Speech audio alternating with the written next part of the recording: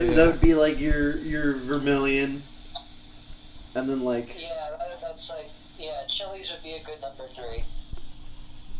Yeah. Number 4. Number 4. Okay. Wait, so we have for the fast food, for the fancy mid tier Pokemon American food Pokemon gyms. You have Applebee's as your starting, and then what was the second one we decided? Would it be Golden Corral or Golden Corral? Might be lit. Golden Corral seems like it would make a good number 3 for me. Would be 2 Chili's. Yeah, yeah. Applebee's, Chili's, Golden Corral. Golden Corral. Let's see. Outback Steakhouse would be number 7. Yeah. Yeah. Or number 6 maybe. I kind of feel like 7. I feel like 7 should go to Olive Garden because that's one of those things that they trick people into think they're in a fancy place. Like really, really. Like I just remember that being on a. That's the thing. Like Olive Garden is just the illusion of fancy. Outback Steakhouse is actually kind of okay. Yeah, but that's the thing. Is like the leader of the Outback Steakhouse would be like, I would have been number 7 if I wasn't beaten out by Olive Garden. Like kind of thing. Like he's all salty about it, and he takes that salt and he puts in the bloomin' onion, and he serves it to you. Where do you think we get our salt? It's from a personality. Let's see. What would be number 4? You need to get 4 and 5 then. Fuddruckers. No. Would Fuddruckers be like tier? Yeah. It's like it has to be like a designated sit down. Okay. Like I'm trying to think. There's got to be one of those restaurants. Cheesecake Factory.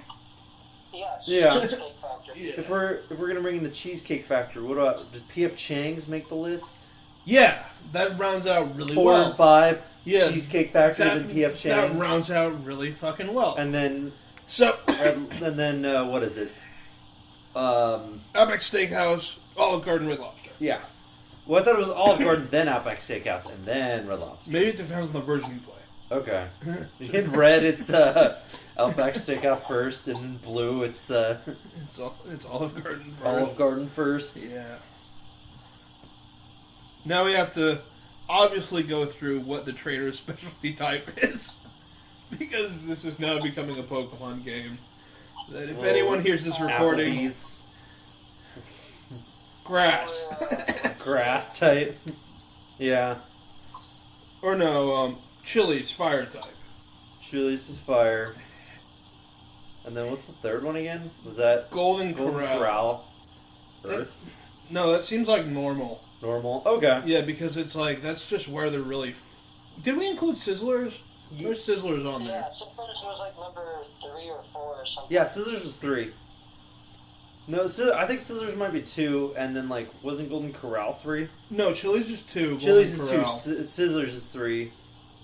No, Golden Corral, or I guess it's interchangeable, Sizzlers or Golden Corral. It depends, that's another version. Yeah, that's another version exclusive. Number 4 is the Cheesecake Factory Fairy type. The new type introduced. Chang's. P.F. Chang's. Ooh, that's a problematic one. Fighting. What? Fighting, yeah, there you Fighting. go. And I feel that, because that was the 5th, I feel that Outback Steakhouse would be ground. Ground. Because when you think of Australia, you just think of dirt. Rock. Yeah. Probably ground, because it goes with a lot of rock or steel types, so they could Okay. fiddle around. What would Olive Garden be then?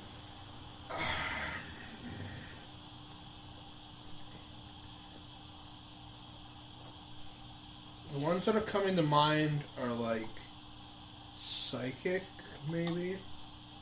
Because it has the illusion of fancy. Yeah. Or ghost. Yeah. I think I wouldn't go with ghost. Yeah, I think psychic. like psychic, Yeah, and It's all then about the illusion of being and phased. then Red Lobster. It's obviously water. Red Lo- There you go. There's your gyms. There's your gyms, and now the Elite Four. Yeah, what are the Elite? Like fancy. Like, Yeah. Kind of like. Like- Anything owned by Not like 5-star, like Michelin. Guy star Fieri. restaurants, but Like, just kinda like Yeah. I was like fancy, like middle class Yeah. restaurants. Benihana. Benihana. Yeah. Steel. Steve. Benihana.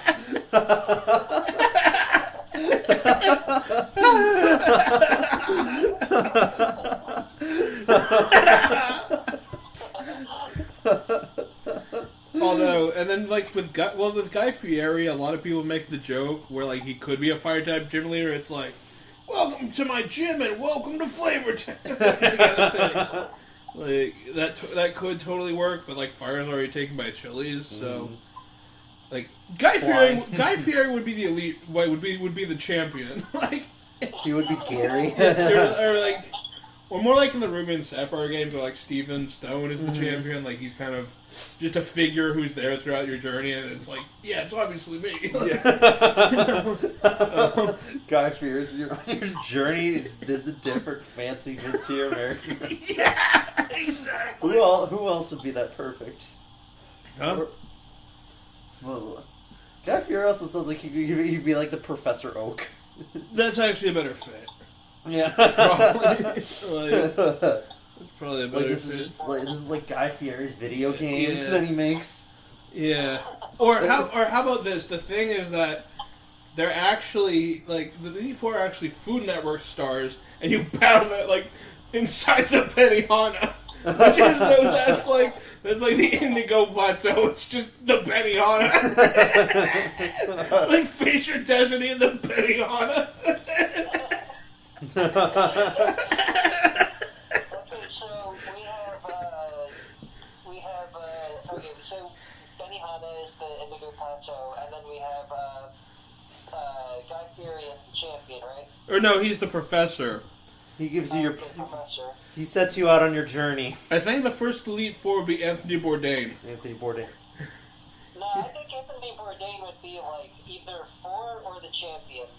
Maybe 4. Bobby Flay would be the first Elite Four. Yeah. Yeah. No, Emerald Lagasse. Emerald Lagasse. Emerald Lagasse would be the first one. Bam! Did I scare you? What type would he use? The types we haven't used are Bug, Rock. Rock, Dragon, Ghost, Ice, Dark, and Steel, I guess. No, we didn't. Yeah, the Benihana knows. Benihana's now the place. Who's the Iron Chef America guy? Oh, Bobby Flay. Bobby Flay. Yeah, Bobby Flay would be Steel type, Yeah. obviously. Bobby Flay. I feel that Emerald Lagasse would be Bug type or Poison type for some reason. Yeah, bug type for sure. Bug type. Bug type. And then we can have Gordon Ramsay. Gordon Ramsay. He'd be the Mount Silver. Like, He would be the champion. yeah, but the thing is, like, you don't go one of those fancy restaurants. You go to, no, it's one of these things where, like, you go to this really, really shitty out of the way. The thing is, you go to this really, really shitty out of the way restaurant, and you're just there to order a meal, and then Gordon Ramsay busts in with the crew of Kitchen Nightmares, and you suddenly have to face him.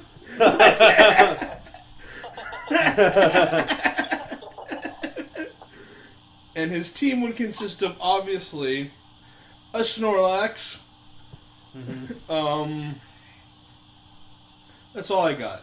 That's a cruel. That's all he needs. Snorlax. Snorlax, level 50. Well, I don't know. That just seems, like he's kind of a chef guy, so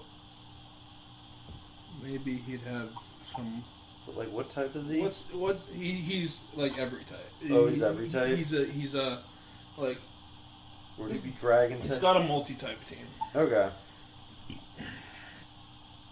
He'd have a Slowpoke. Or no, like a slow bro. Or a slow king. Yeah, slow king. Because you know he loved them slowpoke tails. Mm-hmm. Tasty slowpoke tails. $1 million tasty slowpoke tails that you can't buy.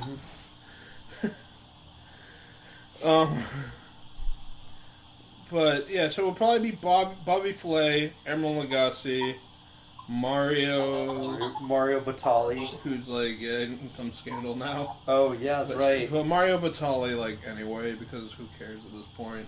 Yeah. Like how many celebrity chefs do they expect us to know? Rachel Ray. Rachel Ray. Yeah, whatever. Yeah. And then of course there's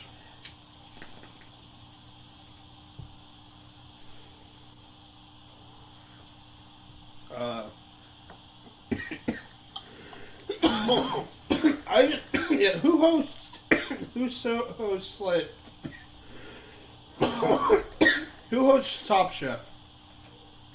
Oh, I forget the guy's name. Yeah, he'd be the champion probably. Yeah. I think.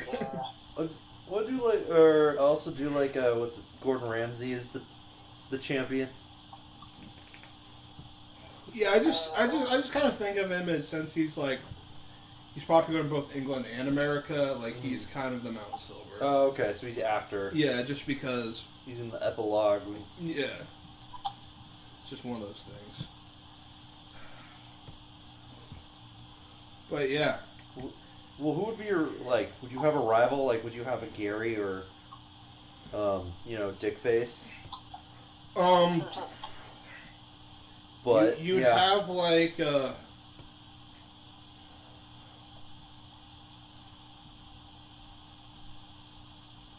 I guess maybe, like, but how is that like a rival? I don't know. Yeah, Like, I don't know if would it be a celebrity chef as your like some kid from like MasterChef Junior. Yeah. Yeah, that's something like that. Like, I don't know. Yeah. I don't know. What if it was just Daniel? Was your Daniel yeah? Pugh? Yeah. Why? Okay. Because we just take it. Because we're the main character. We're the Ash or Red. Yeah. Okay. Sure. I don't know. Yeah, Why I couldn't not? think of anything. It's We're Daniel. not pitching this to anyone. Yeah. Like, but that could make. I actually did always have an idea for like a Netflix series. Did I tell you guys about this? Which is kind of like exactly what we're talking about, where it's basically one of those restaurant tours, but it's just like, really well-known places. Like we tour California, but we're just going to generic ass restaurants that are everywhere. As if it's something special. Like go to Hayward and review Sonic. Yeah, exactly. And then you go down to San Luis Obispo just to review the In-N-Out there.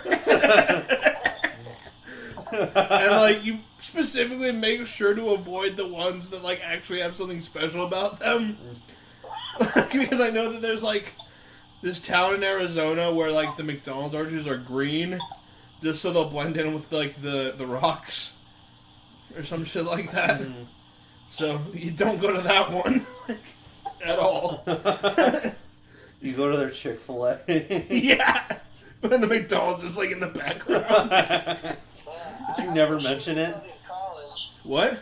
Because I wish we did that in college, because I think you mentioned it at one point, like, back when we were still living together. Yeah. Like, not doing that as, like, a Netflix show, but, like, just pitching the idea. Oh, yeah. Yeah. I don't know if you remember that or not, but... I think I kind of do. But, yeah. I feel like you had that idea before. Probably. History repeats itself. Oh yeah, Andrew didn't hear about our like multiverse theory. Which multiverse? That we came up with in the Wingstop. Oh, fuck! I'm high. I don't Alright. remember. Well, it. basically, it works like this. Everyone else is you in an alternate reality.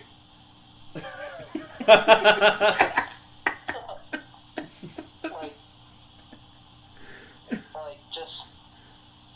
As in, like, Christian Just is... an appearance or just like a projection? Well, no, like just there's another reality where it's your consciousness, but your name is, might be like Scott Ramsey, or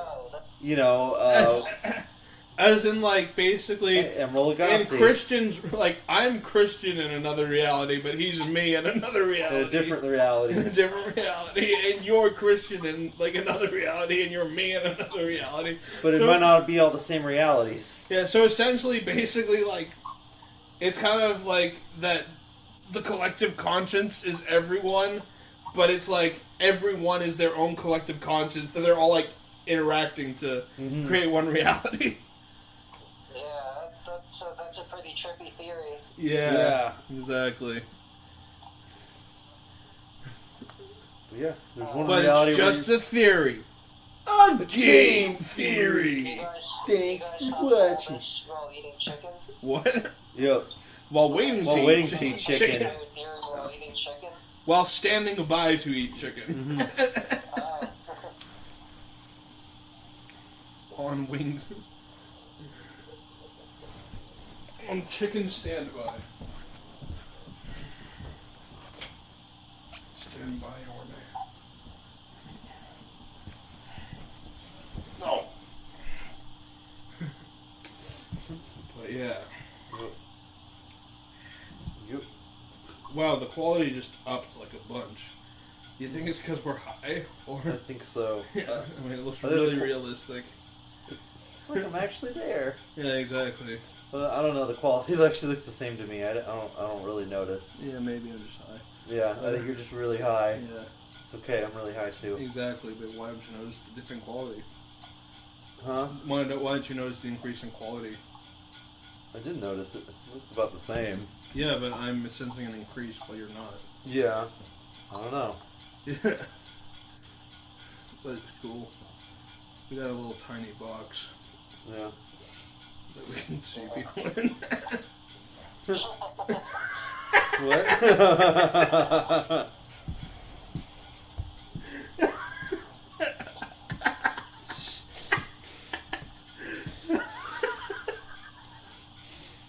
Yeah. What about the droid attack on the Wookiees? Who picked up on that? Oh. No, I did. What about the droid attack on the Wookiees? Oh. You know, when they're at the Jedi Council and, like, all these people are hologramming in, like, because they're all on different star systems. In No, the Phantom Revenge of the Sith. Oh yeah, that's right. And it's just kind of like, why? That was said by Samuel L. Jackson, right? Yeah. Or was that I Obi-Wan? think no, I think it was said by the Conehead. Oh. Oh. Yeah, I barely remember that.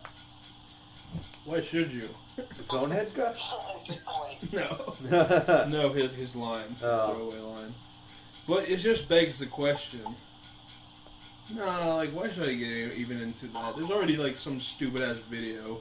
What? If the Jedi could, like, do holograms into Jedi Temple, why would anyone bother showing up? They could just be at home, Yeah. watching a movie or something, maybe making some popcorn, and they could, you know, just beam in. Yeah. People would be none the wiser. Or, just astral project themselves. Yeah. Yeah, exactly. It's not easy. Yeah.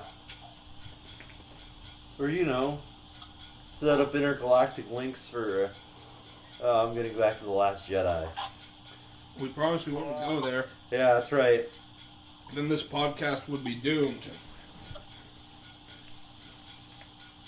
No one wants to hear a podcast about The Last Jedi. We got a There dime a dozen. This is a really great podcast. So we started talking about The Last Jedi. It sounded like every other podcast I listened to.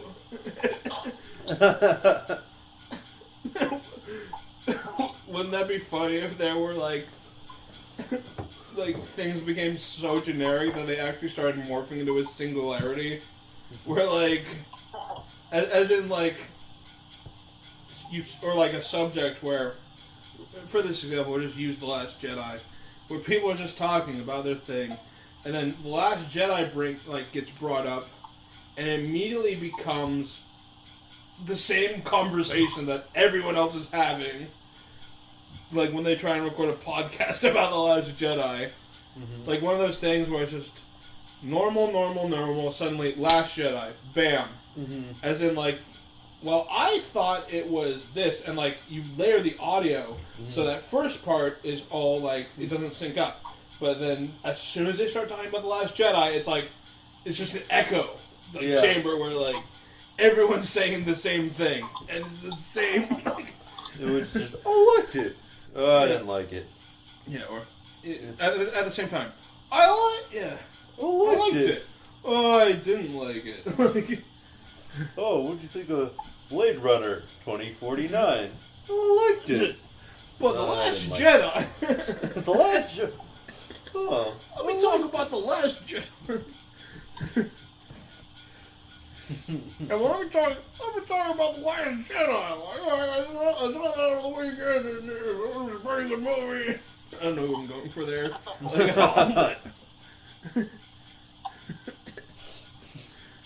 All conversations end at The Last Jedi.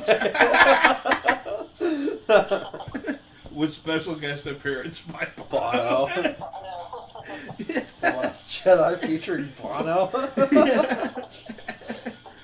Bono, The Last Jedi. Bono is The Last Jedi. The last being who could truly harness the Force. For good. God damn it! That would have been the greatest twist in cinema history. Everyone's making these stupid ass speculations as to who The Last Jedi is. Out comes Bono.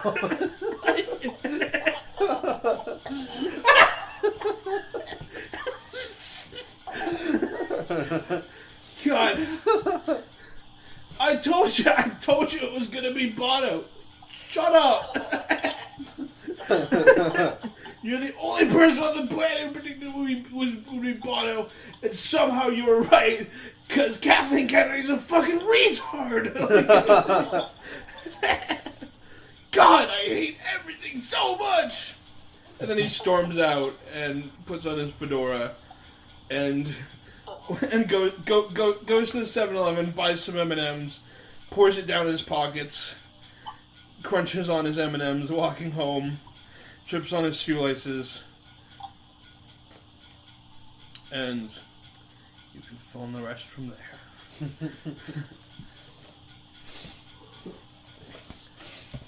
Oh, by the way, Christian, did you ever see that video of the GameStop employee? No, which one? I don't think so. Sounds familiar though. Maybe your phone, I think. GameStop? The one where it starts out with the guy going, "How was your day?"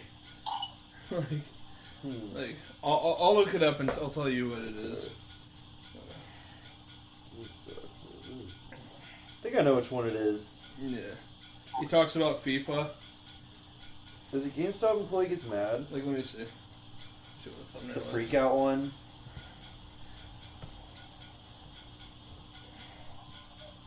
Yeah, I think maybe. Like, but he doesn't really freak out. Like, oh, okay. I just call it GameStop freak out, but like, since you're a GameStop employee, I think like it's really relatable.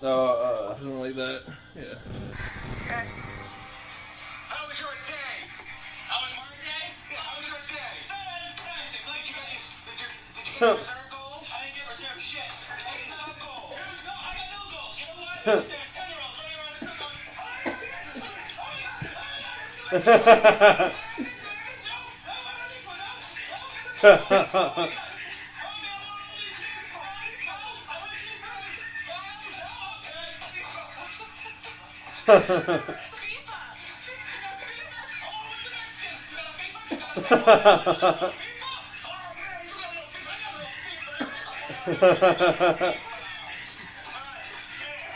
Someone's doing jumping jacks.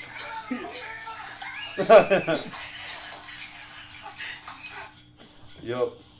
That's what it's like to work at a GameStop. Yeah. Bunch of 10-year-olds. Did you guys ever see the freak out video where it's this one Rick and Morty fan who's at a McDonald's trying to get Szechuan sauce? Yeah. Yeah, It dude. seemed like an obvious ploy, but he sure Yeah, I mean, he sure did what he set out to do, you know? Mm-hmm. yeah. Yeah. Yeah, the Rick and Morty fan. As we were saying earlier, the Rick and Morty fan base is kind of the worst sometimes. Yeah.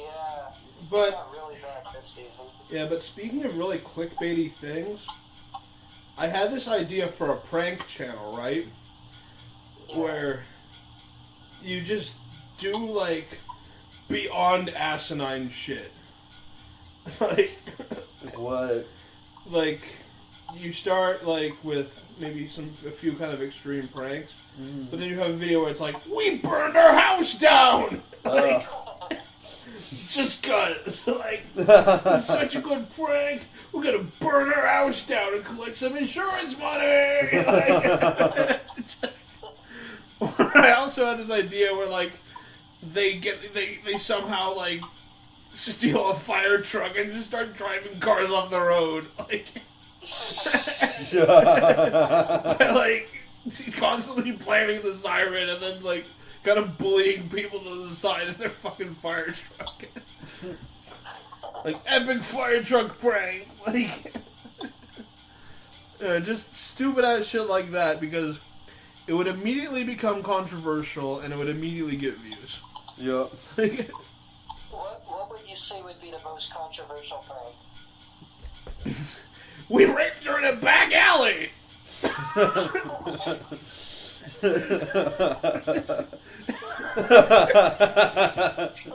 Yup. Yeah, that would be the most controversial. be. Like, I'm just being honest.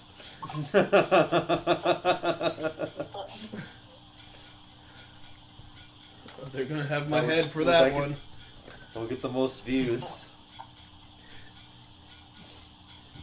It would be taken off of YouTube, and then it would become this whole like Yeah. thing. Yeah. But all right, did you mean to say the most controversial thing that they could potentially get away with? Sure, yeah. We prank called the IRS. There you go.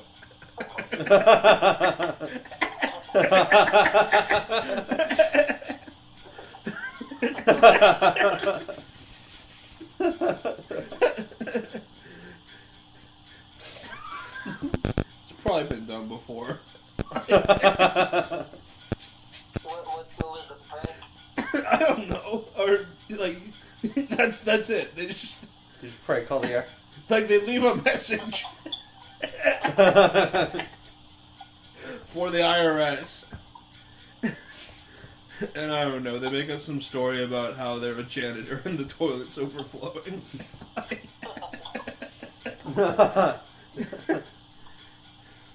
They put on a really bad, horribly cringy ethnic accent for part of it. It's inevitable. Well, they basically pull like a Bart prank.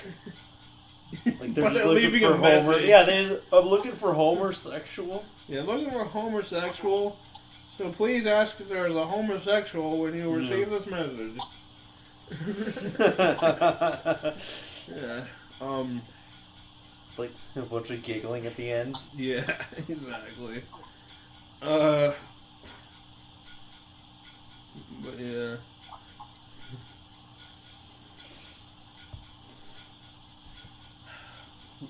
YouTube pranks are the worst. Yeah, they are. It's like, they're all racially charged in a sickening way, for the most part.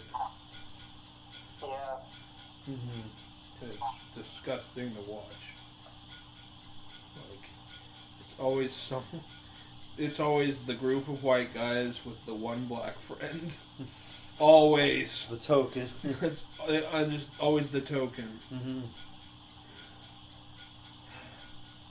Like now diss tracks are a thing. Oh yeah. Oh. What diss tracks? Oh, is it like you mean like just rap tracks or? Well, there's YouTube. Yeah, Diss track. YouTube. Just That's rap right. track. Yeah. That's what I mean. What's that? Who is that guy? That did. Jake Paul, Rice Gum. Take your Oh pick. yeah. Rice Gum.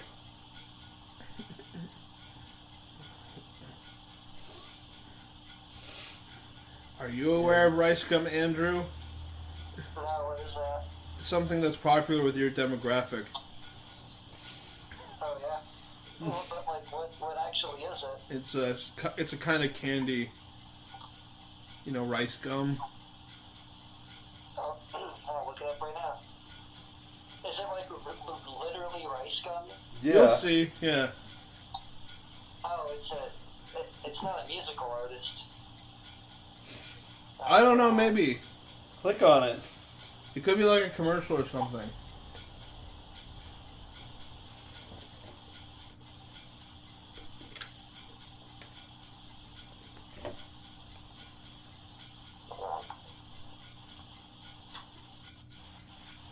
Is it a musical artist? I guess. Just Watch it on YouTube. Okay. Okay. Wait, is it this one? This one? Is it? Shit, is that Rice Gum? I don't think it's that one. Maybe. It might have. Is it? What does he sound like?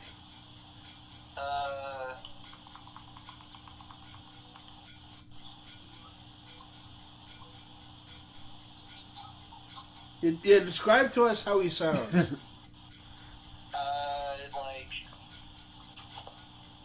I think it's in Korean or something. And, I mean, it sounds just like a generic rap video. Mm-hmm. I think it's his new one. It's like his. Yeah, Well, that's Rice Gum. That's Rice Gum. Surprise! We got you. We pranked you. We pranked you good. Take that, IRS. You saw Rice Gum.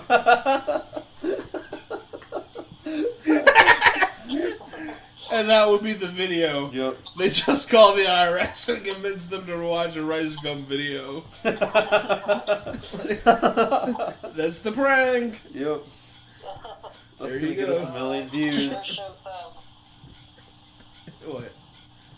What should we have showed them?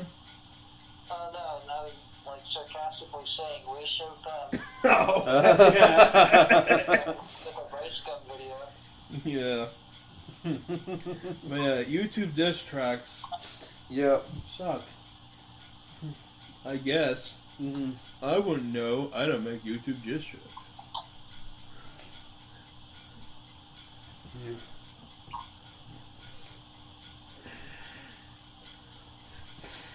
Someone's actually playing like the YouTube Rewind at work. You know this thing that they do every year? Yeah. Wasn't that just a commercial for fidget spinners? Pretty much. Yeah. It's that's kinda what like- it looked like.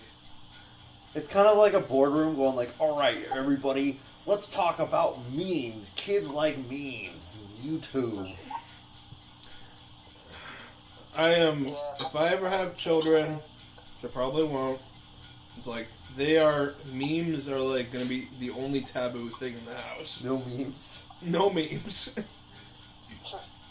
As in, you can go get pregnant at 14. Yeah. I don't care. You can go snort coke. I don't care. You can be out after 10. I don't care. Like yeah. You walk into his son's room and he like closes it. Yeah. What were you looking at? Not memes, Dad. Yeah, it better be fucking porn, asshole. Do your homework. porn. Yeah. Just porn, Dad. Do your homework before bed. You And then it's like, God, I could not were raise. looking at Rage comics. Yeah. What if that becomes the new controversial hot topic in America? Should we be teaching memes in school? Like,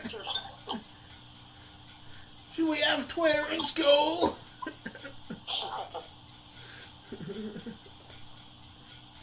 Yeah. Talk school and internet memes. What? Schoolnet era We'll memes? just start teaching school with internet memes. Yeah. I really have a feeling that comedy clubs will one day just have a projector set up, and comedians don't do their bit.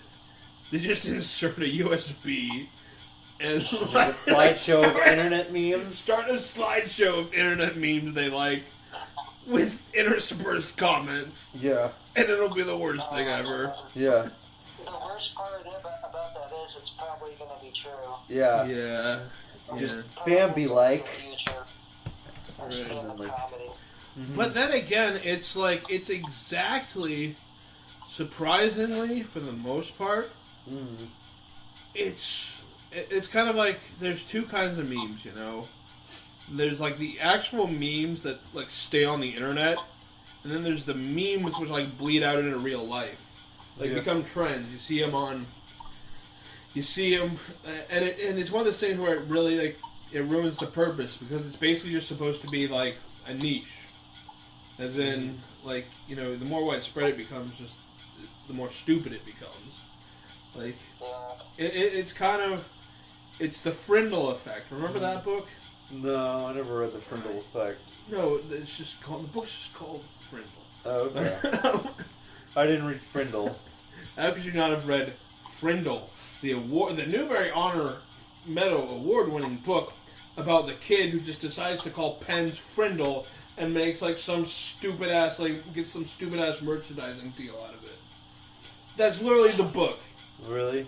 Yeah, and it basically proves that you can profit off stupid things for suckers. Essentially memes. Here's a Frindle. I'm gonna start calling memes Frindle, and everything's gonna collapse in on itself. Make Frindle a meme of itself. Yeah. The memes are now Frindles. You have to understand that. Internet Frindles. Know your Frindle. Let's go to 4chan and look up some Frindles.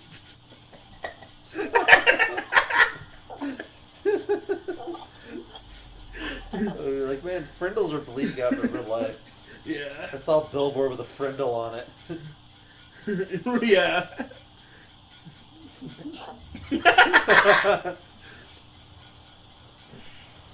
God damn. Yeah, but see, there you go. It just proves the point, I guess. Somewhere. Somewhere. That's a great fucking argument. Carry an encyclopedia around with you at all times. If you get in an argument with anyone, you just drop it in front of them and say, "This proves my point." Somewhere.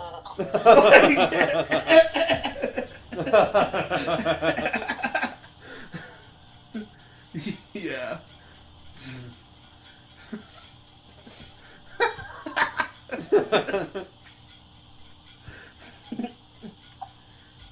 Frindle base. Frindle base. Dank 4chan Frindles. A little 4chan for some dank Frindles. Dank Frindles. Spicy Frindles for the cool. I guess it doesn't work with teens, so it's so you'd have to invent a word for teens. Yeah. So it's spiciest Frindles for the dankest Bindles. Teens are not Bindles, just so we can rhyme it with a new word for meme. That's the thing. You don't have to replace every word that rhymes with meme. Just to something that will rhyme with Frindle, just so it will work. Because that's how we do it. That's the Indle. That's the Indle meme. That's the Frindle meme. That's the Indle Frindle. It's the meta context of Frindle. Yeah. Frindleverse.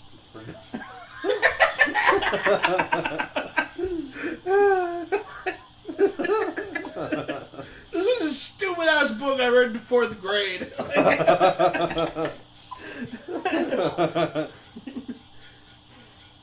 Children's literature is a dangerous thing. Yeah.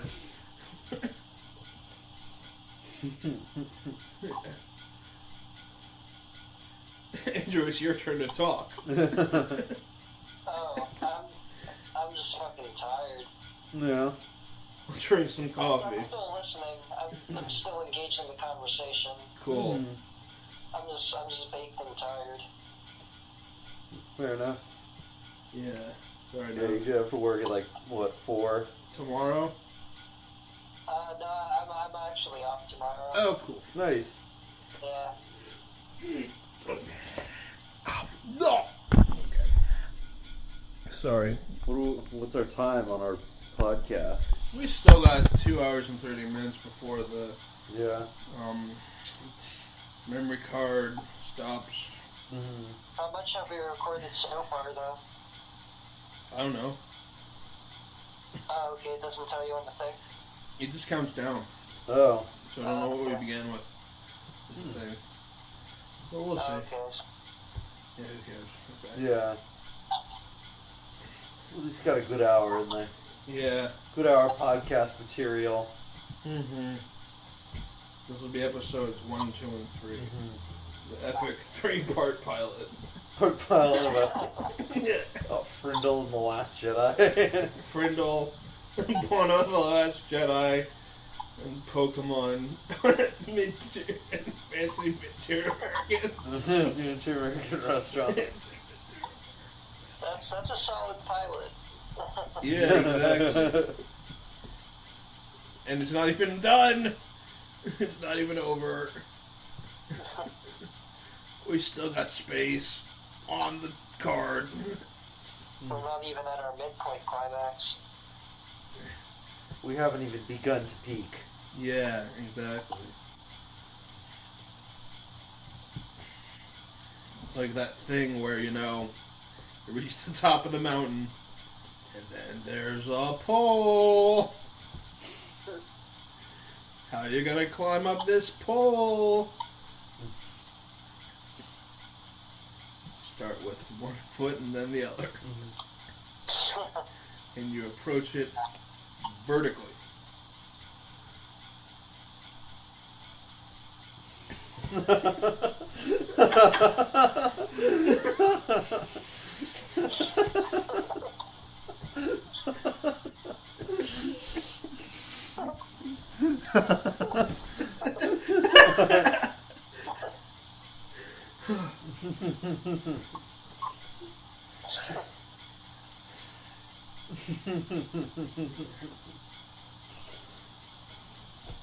Oh, hey.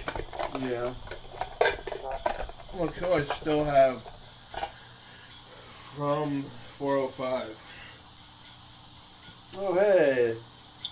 Is that the key? No. It's, what's his name? Emmett from the Lego movie.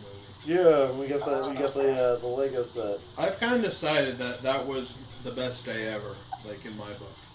Yeah. It really was. Like, we Yeah. filmed Drugs Are Battle that day.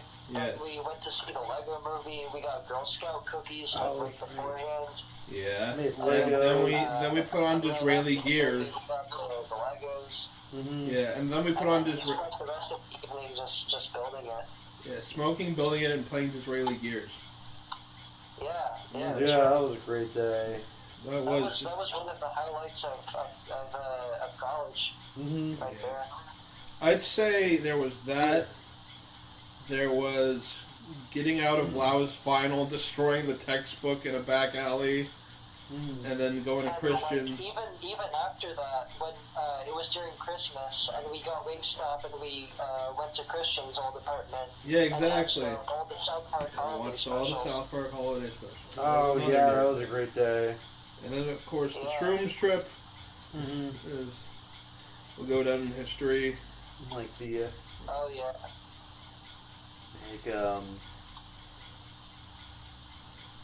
The And then day we built the box 25 fort. hours were good Yeah. as well. What was that?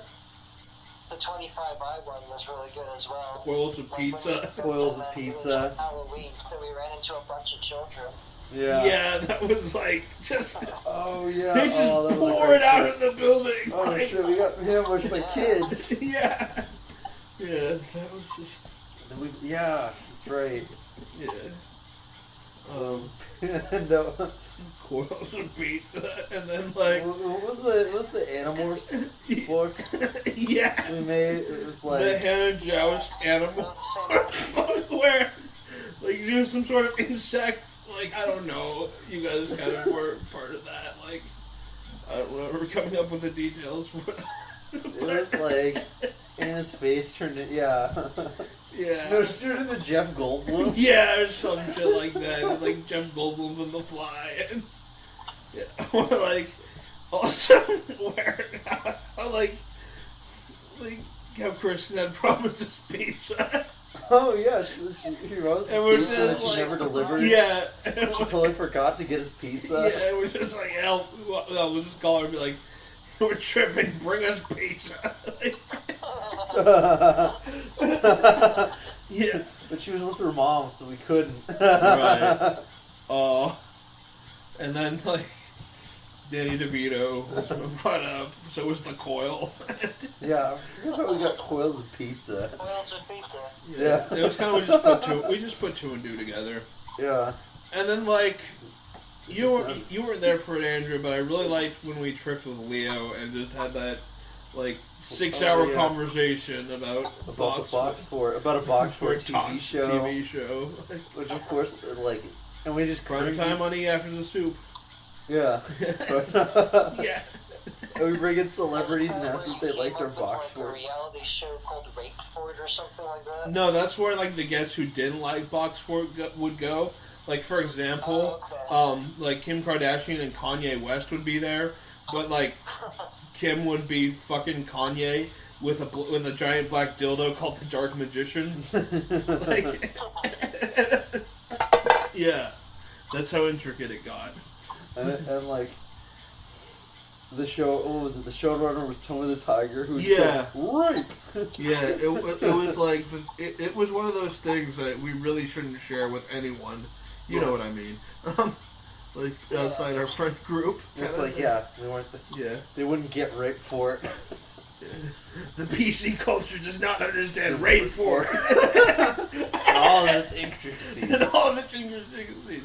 How do you not understand rape for it?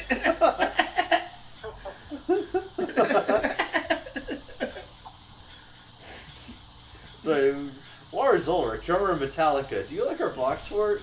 No, I don't. Well, fuck you, Lars Ulrich, German Metallica. Get your ass on the rape for it. Off to rape fort with you. Rape for it with you. Okay. Okay. Yeah. That's right. And we had the unmasking of Daft Punk live on air. Yeah, we're gonna have that. Like, I forget what else. this other greatest shit of all time. Yeah. Sorry.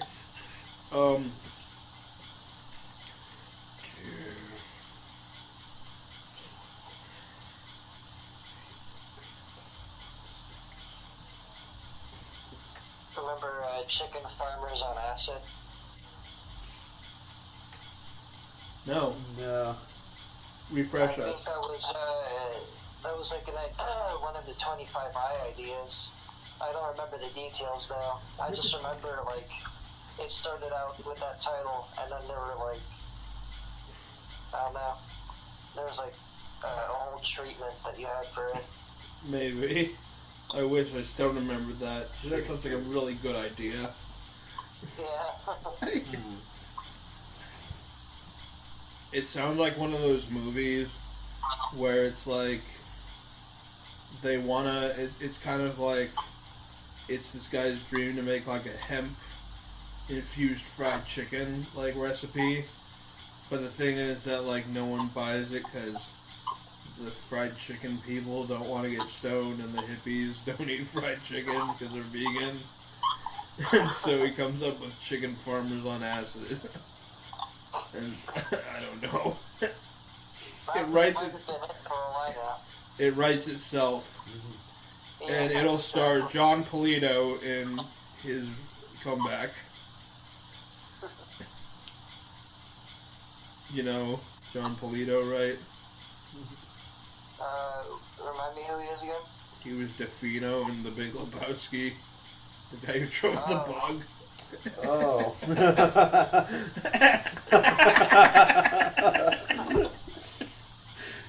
He's due for a comeback.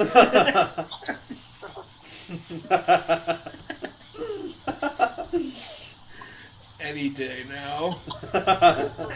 He's the right movie. They're just actors who you're like, yeah, like, I guess, like as in you're like, yeah, he's probably won Best Supporting Actor, or at least been nominated. I don't fucking know. Like, they just have that look about them, you know? Yeah.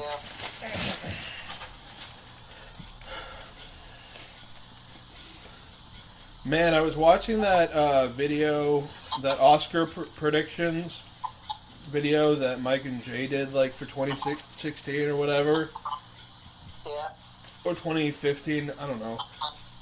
But, man, Jennifer Lawrence is such a cunt. Like, It is. Yeah. you just... Yeah. Like, Alright. the way she kind of told off that foreign reporter when she had no idea that, like, he was actually just translating, like, questions on his phone. Yeah. Like, she ripped him out for, like, nothing. Right. And then, like the whole Me Too thing, she's like, oh yeah, well, having my photos leaked, that was like a gang rape. Gotta get in on this action.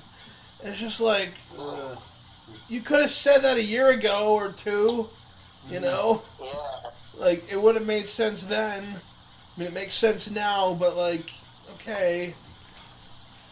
Man, don't you regret buying her, like, a $20 Domino's gift card? I don't like to talk about that, but in hindsight, it's like really hilarious because I like made a whole resume about myself and like a handwritten letter because I was off my meds, and I gave her a $20 Domino's gift card, and I sent it to her in a manila envelope,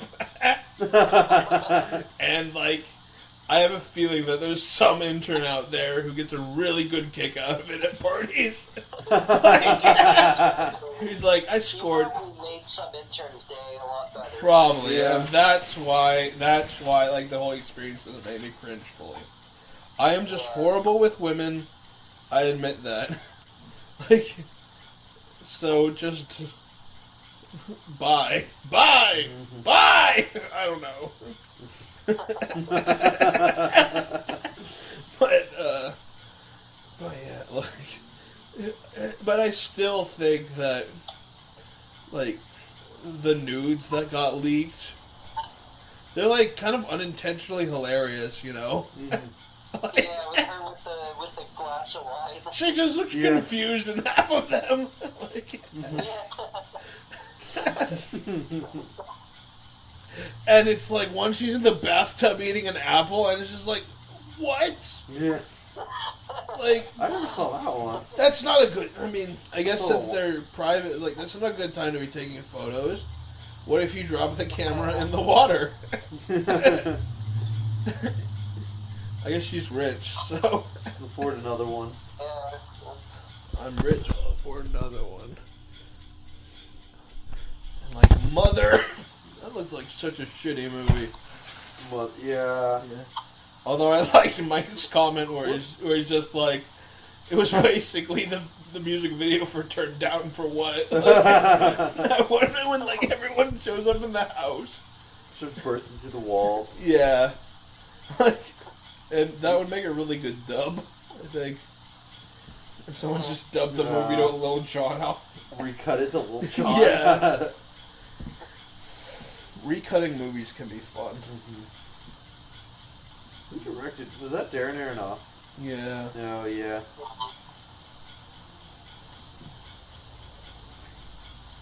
The literal word. The literal guy.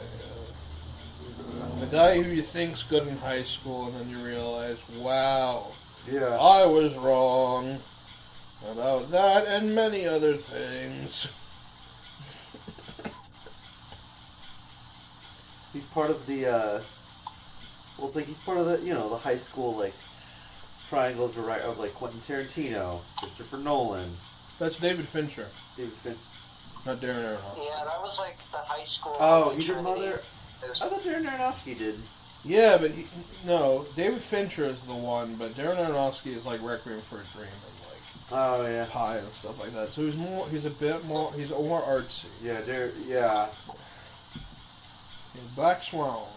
Black Swan. Yeah. I didn't see that one. That Most of it I didn't yeah. see till college. It's true, I guess David I was Fincher. playing Cards Against Humanity recently, Mhm. and like, the question was, what do I think of when I have sex? Yeah. And so like, the other two players like turned in these really like, you know, silly answers, like the typical silly answers. I just gave him Natalie Portman, and like, he just kind of looked at it like it was the last one he picked up, where he's just like, Natalie Portman, and he just thinks about it for a moment, and he's like, dude. Like, never has a card just resonated with me. I've just been like, yes, who put Natalie Portman? Like, yeah. It's one of those things where you have to do that sometimes, where you gotta play to, like, the weird logical side of people, you know? Yeah. Yeah.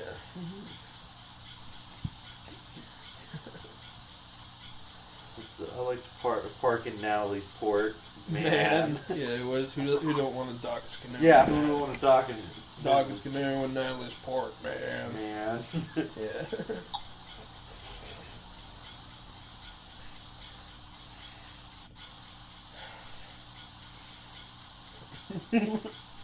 I keep seeing like pictures of her from what's that one movie she was in? Like where she had the pink hair.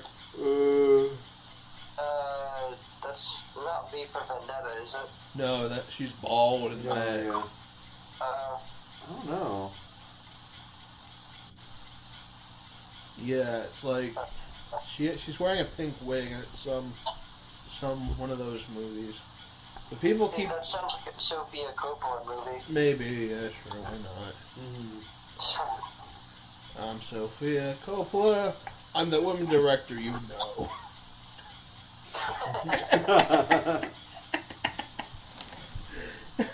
Basically.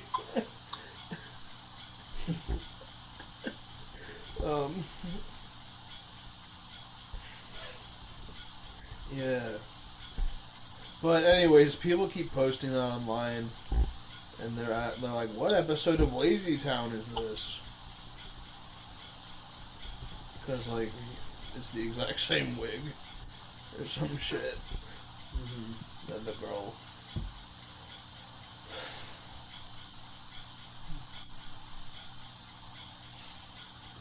I'd like to call him a lifeline, please. What?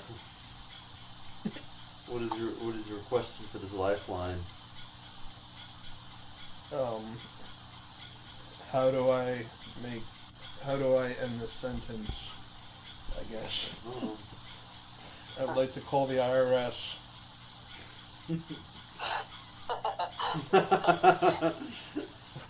Ring, ring, ring.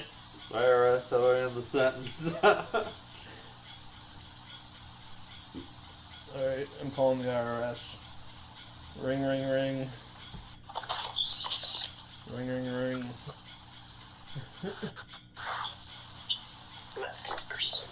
The IRS gonna pick up. Hello.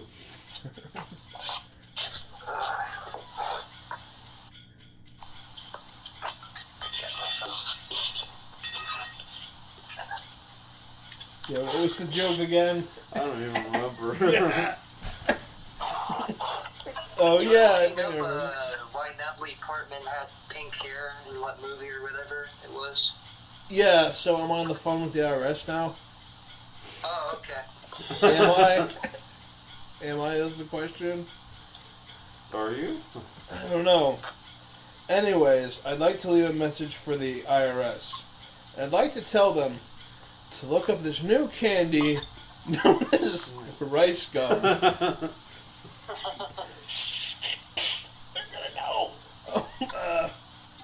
And just look it up. And then watch the entire thing.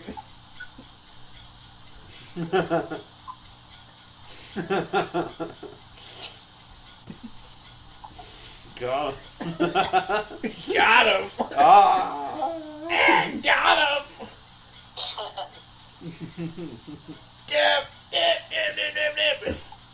Have you seen that video where it's like the people doing a live stream and like they've got like, you know, commentators like who can do like speech to text messages like they come on when they donate an amount of money. It's like, and it comes up where it's like certain user donated $35 and then they start going dab dab dab dab dab dab dab, so they start doing the dab, right? And then it's like dab dab dab dab dab, like for child pornography, and the guys are just like, what? Like, and they're just like, oh no, like, I can't dab to this. yeah.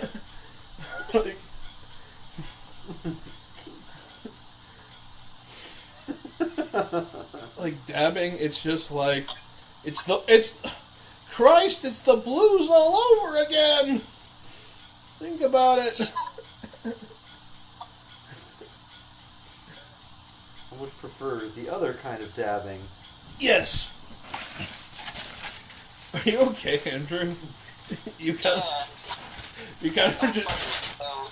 Yeah, you look like you're just smiling directly into the camera. Like, that's your cardboard cutout of Andrew. yeah. He's actually... Wait, who Ramirez? Anton Ramirez. Your drug lord alter ego. Anton Ramirez.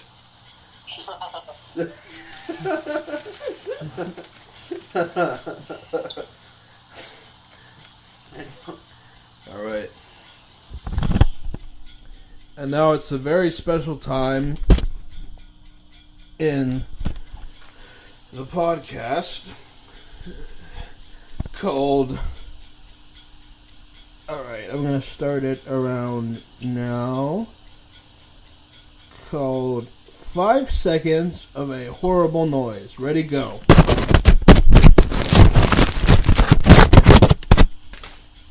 Alright, that should do it. What was that horrible noise? What? Was that like the ending of the podcast? Was No. 5 seconds of horrible noise? No, it's just one of those things that happens. Randomly at one point in each episode. Randomly at one point in each episode. No, Okay, I see. We're covering all our bases here. Yeah. You know, variety show. Yeah, one of those like 37th caller shit. Gotcha. Yeah. Yeah.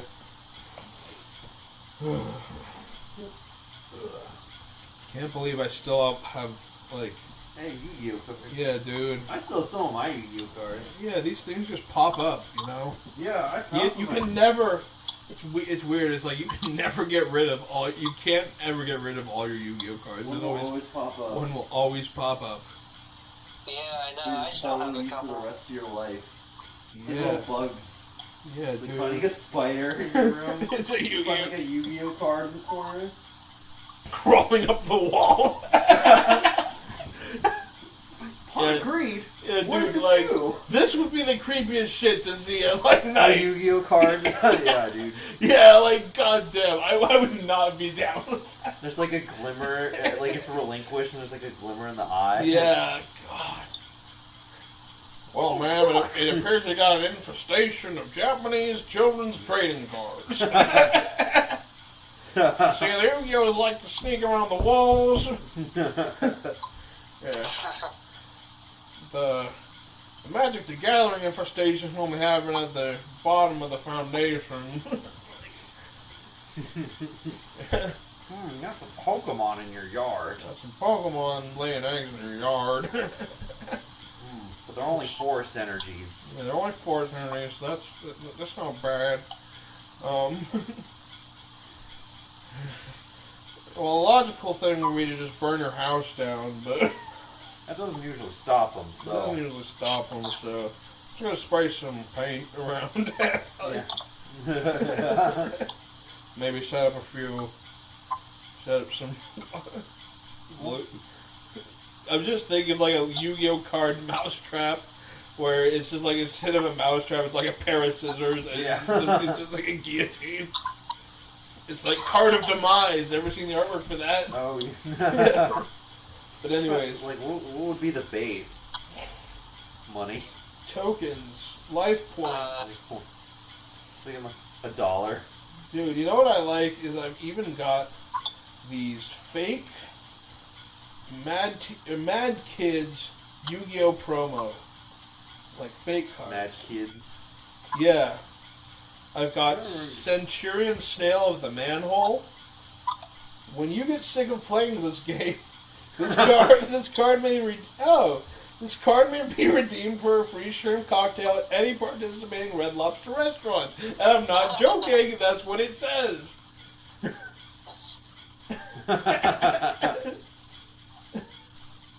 We should try it. Uglio. Here's your Uglio card. Yeah. Hold up to the camera. I want to see the card. Okay, here we go. Alright. Can you see the text? I'm gonna feel like a really nasty glare. Look at the artwork. Alright, there you go. It's just like a snail with their helmet on. Nice. And I also got Flying Dork Musician of Pork Chops. His effect is, discard one card from your hand. Remove from play one face-up monster on your opponent's side of the field. Now put your right foot in and put your right foot out. You do the hokey pokey and you turn yourself around. That's what it's all about. Attack 2, defense 3, 1/2 a star.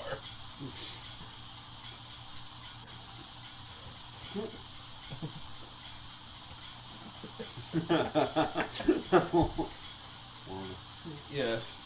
And like, it was in the same like cutout set, but there was one called like, there was this one that had 1 zillion attack, like written out like 1 zillion, and but its effect was as soon as you summon, when this monster is summoned, destroy this card, kind of thing.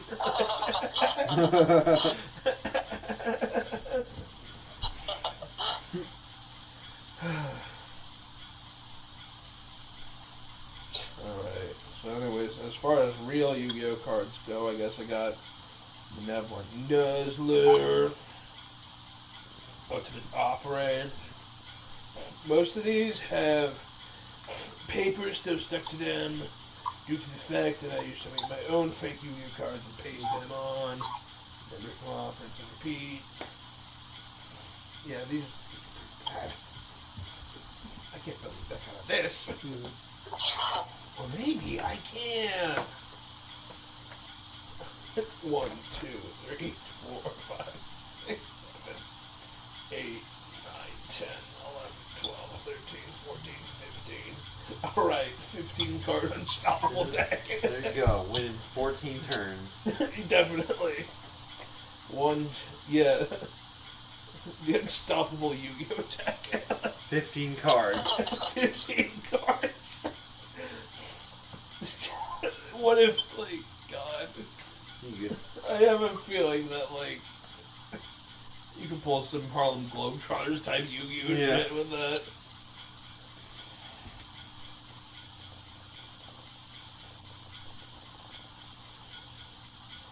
Like, were the Harlem Globetrotters actually good, or was it just everyone fucking up? I think they were actually good. I thought they were like actually good. Yeah. Like, I the guess. truth is that they were like in everything. Yeah. Yeah. Like they were even on like fucking Gilligan's Island. Yeah. Oh yeah. Gilligan's Island. What a show.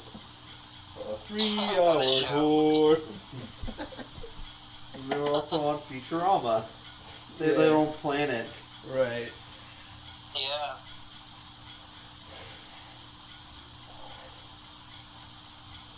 soon they're gonna have their own big budget movie. The thing about Harlem. Yeah, picture this. Michael B. Jordan voiceover. You can just fill it in with your own like images. The thing about Harlem is we got culture. The thing about Harlem is we take care of our own. The thing about Harlem is we know when to fight and when's a good time for fight. The thing about Harlem is it's about friendship. The thing about Harlem is it's about achieving your dreams. And you know what we do in Harlem? We globetrot. Titles. Title screen coming soon. See? You don't even need to try anymore. Well, to set up a Harlem Globetrotters franchise. You mean revitalize it? Yeah. That's right. Make a series of movies. It seems to have been... It seems to already be a thing.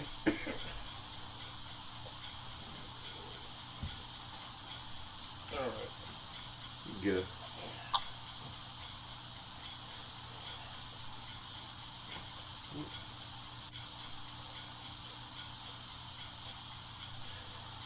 So,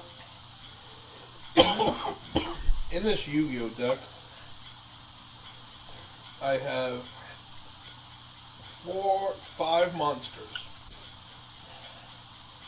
Kiryu, Niwatori, Darkfire Soldier number 1, Zanru, Fiend Scorpion. Are those good? No. No. I have a ritual card I can't use. A Neospacian card I can't use. A Buster Blade or Dark Magician specific card I can't use. That one works, that one works. Guess that one works. That one too. Yeah, no, not that one. That one. Yeah. There we go. I'm sorry. Where's your Pokemon card? Yeah.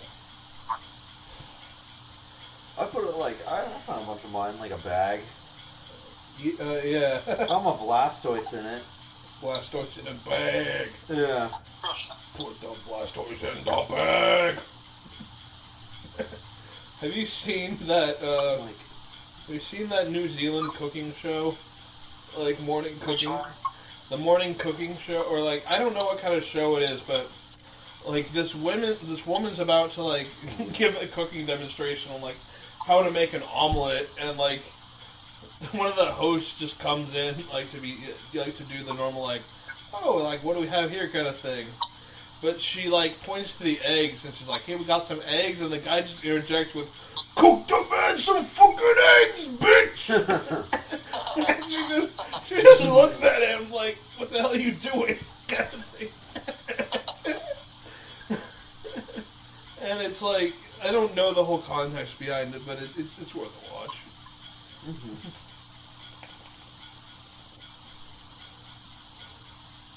Is it an actual show, or is it just videos on YouTube?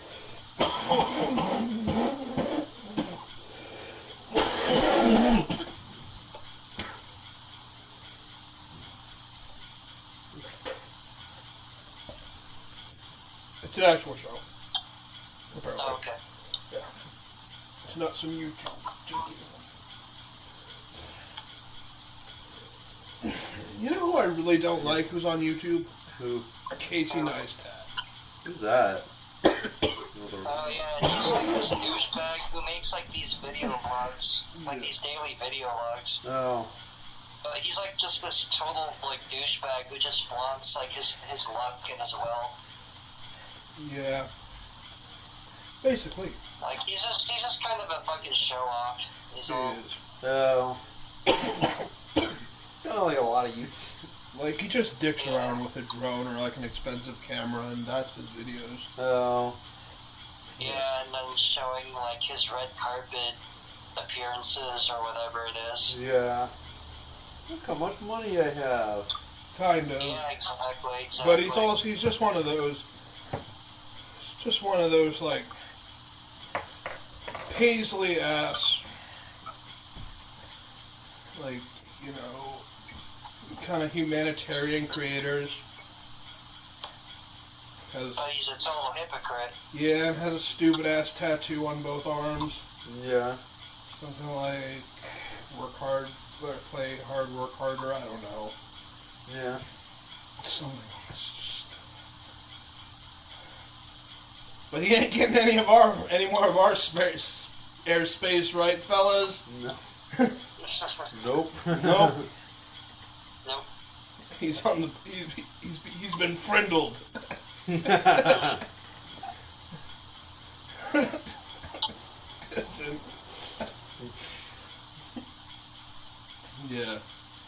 Basically that thing where, like, when you don't want to mention anything, you just put frindle in it. It's been frindled. It's been frindled.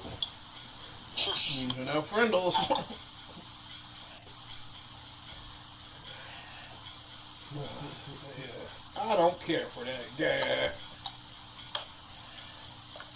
At all.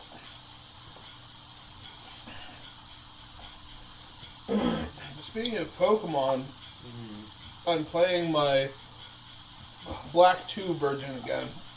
Yeah. Yeah. I'm doing a monotype run. That's cool. All one type. Yeah. How's that going? Pretty good. My character... Are the new Pokemon games, are they any good? Yep. What's the latest one? X and Y. Ultra Sun, Ultra Moon. Oh, that's right, yeah. Well, the thing is that they've gotten progressively easier. I say if you want to get in the new one, start with X and Y. They're pretty nice. Okay. Mm-hmm. Yeah. Or, it's like either start with X and Y or Black 2 or White 2. You can see what they released for the Switch. To play like Black and White 1 or to like actually enjoy Black 2 and White 2? No, because it was kind of like it was one of those things where it was like the third in the series games. Mm-hmm. Like, but they split it into 2 games this time. And even though this story is a continuation, it's kind of like how it's kind of more along the lines of what XD Gale of Darkness was to Colosseum. Oh, cool. Yeah. Oh, okay. Where it's like same region, but like there's definitely some changes. Okay. Yeah. Was it like Gale of Darkness? They told more of a story than Coliseum. Kind of, yeah. Yeah, because I kind of want to get back into one of the Pokemon games, but Yeah, I mean, honestly, like, Well, what's if you want this full story, just start with Black or White and then go from there. Yeah. Kinda. Well, it's also the question. I don't care much about the story, honestly. I just want something that's enjoyable. Yeah. What system though are you gonna play on? DS or 3DS. I mean. Oh, 3DS. Yeah. Okay, then you pretty much have your pick. Yeah. Yeah. Maybe I'll do X and Y. Yeah. Just do some research about it. Yeah, I think I probably have to.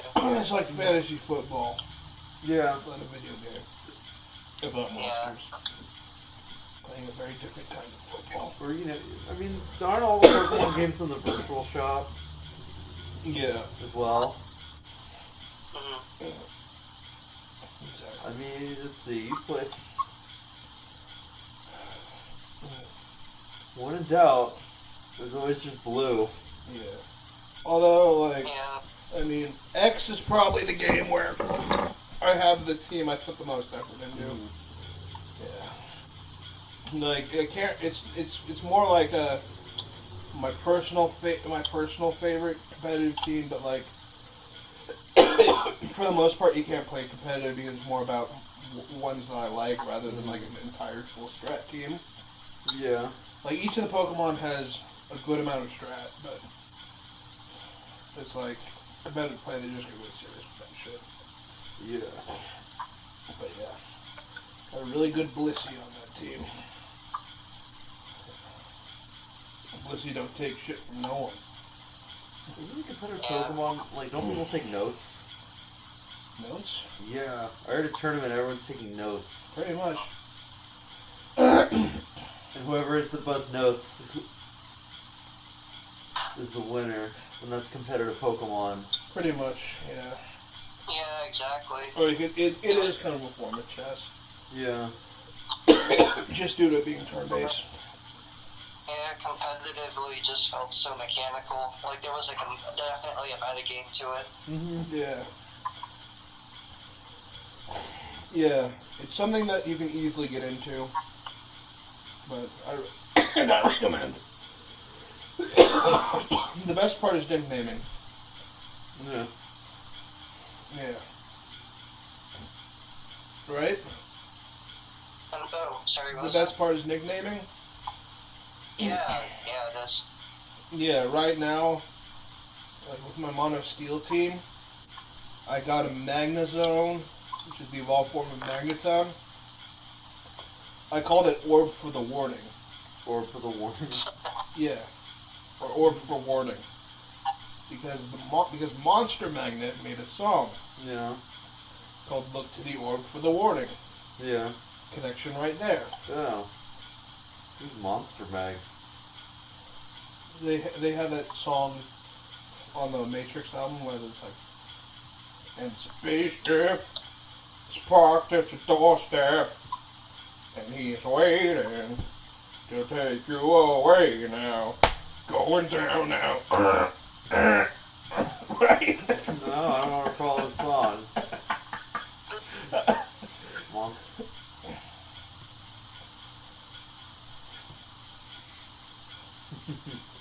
But they're a 90s rock band. Yeah, they also made that song Negasonic Teenage Warhead, which the Deadpool character was named after. Oh. Yeah. I heard that song. Saw your face last night on the tube. That sounds a little more familiar, yeah. In a sucker's vacuum. 15 good times a day. Yeah.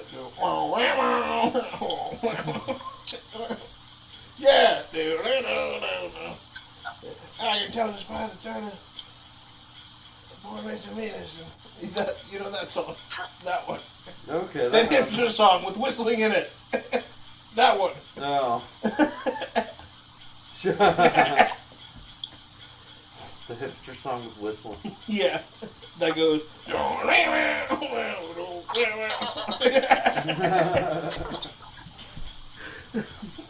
Narrow it down very much. Yeah. That's why I bought a Google Home Mini. Google, what's the hipster song with whistling? That's like, you haven't seen that ad? No. It's an actual ad. Like, I'm not joking. Yeah. Oh, yeah, really? No, I've seen it. You actually it asked? plays on a lot of YouTube videos. Yeah. They're like, hey Yeah. Google, what's a hipster song with whistling in it? And apparently it's... Foster the people. I don't know, it's I don't know. It's foster the people. Yeah. No, it's Foster the freeze, more like. Yeah. The name is on the tip of my tongue. Foster the Frindle. I'm trying to think of it. Foster the Frindle. Oh yeah, it's young folks. Oh, young folk. Yeah. Foster the people. MGMT. Young folks. Things I just want to distance myself from. Yeah. Empire of the Sun. Although MGMT has kind of a nostalgia to it. Not me! They had a couple good songs. That was one of the bands that guy was into. My mom's ex-husband was into. MGMT. He was into that, Lady Gaga, that one song, Lazy Eye, and all this other retarded crap. What was so? I think he also really liked that Madonna hit, Hung Up. That one. That Madonna hit. Oh yeah, that one. The one that sucked more than like. I don't think I even know this Madonna song. It was the domino suck. The Domino suck. As in, like, just the song, the progression of time on that album is a domino effect Of suck. of suck. Yeah, It starts off kind of sucking, and then it just sucks more as it goes on. yeah. It's like it goes beyond balls deep. Mm-hmm. Oh. Too deep. We're talking pube tickled esophagus here.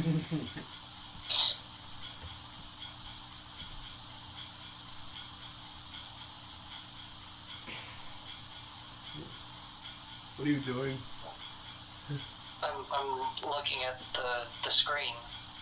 Okay. Yeah, I'm not doing anything. Yeah. Yeah. Like right now, I gotta charge my phone, so I gotta literally like sit in front of it while it charges. Okay. Okay. I guess that's what you're doing. Mm-hmm. Yeah. Yeah.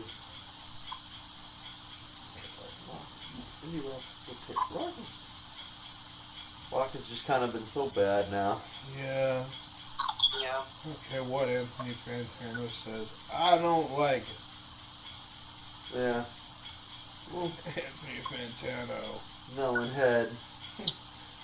There's a ball shining. Yo. Needs some company. That guy's got a lot of frindles. Yeah, that guy's got quite a lot of frindles.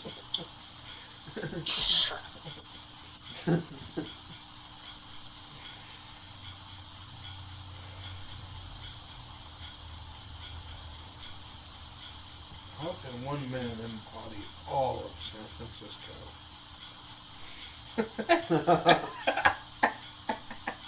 Do they actually live in San Francisco? No, he's Yeah. like on the East Coast. But yeah. But still, Yeah. even more of a feat. Yeah, he is very San Francisco.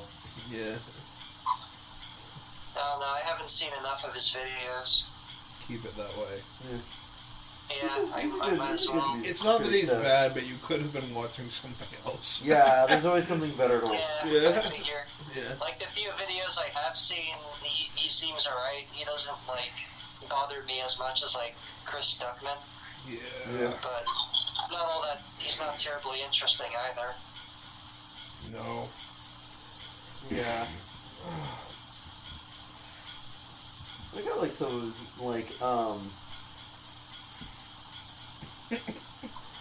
just, like, remember just that, like, although, like, it's so weird, like, out of nowhere, like, because he's bald, Yeah. he was, someone said he was, like, a white supremacist, Yeah. they had to cancel, like, his whole tour, It's like, what the fuck? he's going on some, like, weird, like, tour. Why be famous nowadays? Like, that Yeah. shit's just gonna happen anyways, though. I know, yeah. And Some another random blog. another thing is fuck. Oh yeah, but you know what's the most hysterical thing is like the Channel Awesome behind the scenes shit show. No, real. Yeah, dude. Like, but the funniest shit by far is Paul. Have you guys heard of Paul Lotza? Sounds familiar. I might have talked to you about Paul Yeah. Lotza. But Who's Paul Lotza? he was kind of like the "Hey guys, can I play too?" to Channel Awesome. Yeah. Like, apparently he showed up to all these conventions and like really wanted to break into the industry. Mm-hmm. Had like a YouTube channel where he did Let's Plays and reviewed board games Oh. as the Gamers Atlas.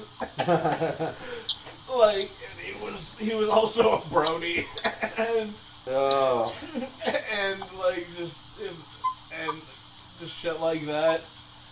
But 4chan basically trolled him by pretending to be Mike from Red Letter Media and saying that they were interested in his work and asked him to submit an audition video, which is still online, and, as well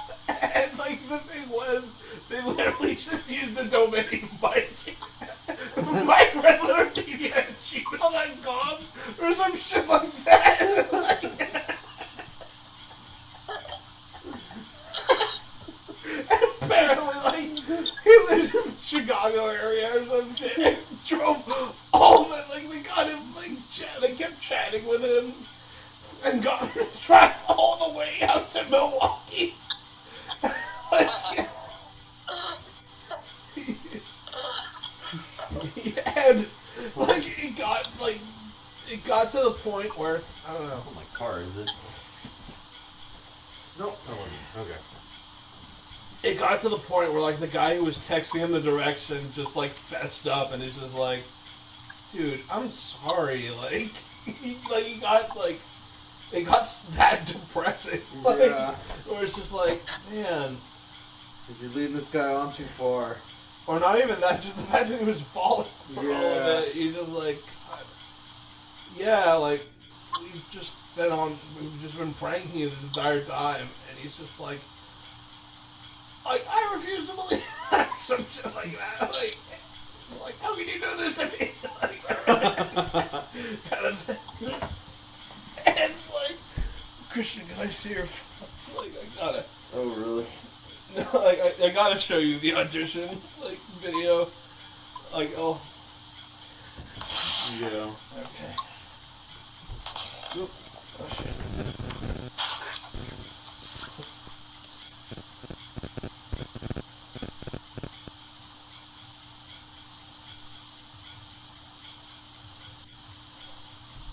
Okay.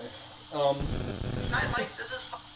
Alright, Andrew, look up or if you're able to, look up Paul Latza.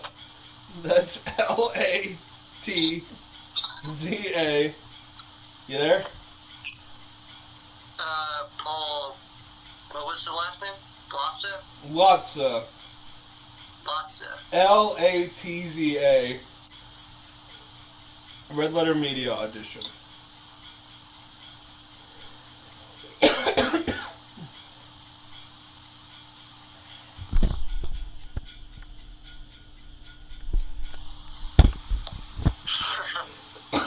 Okay.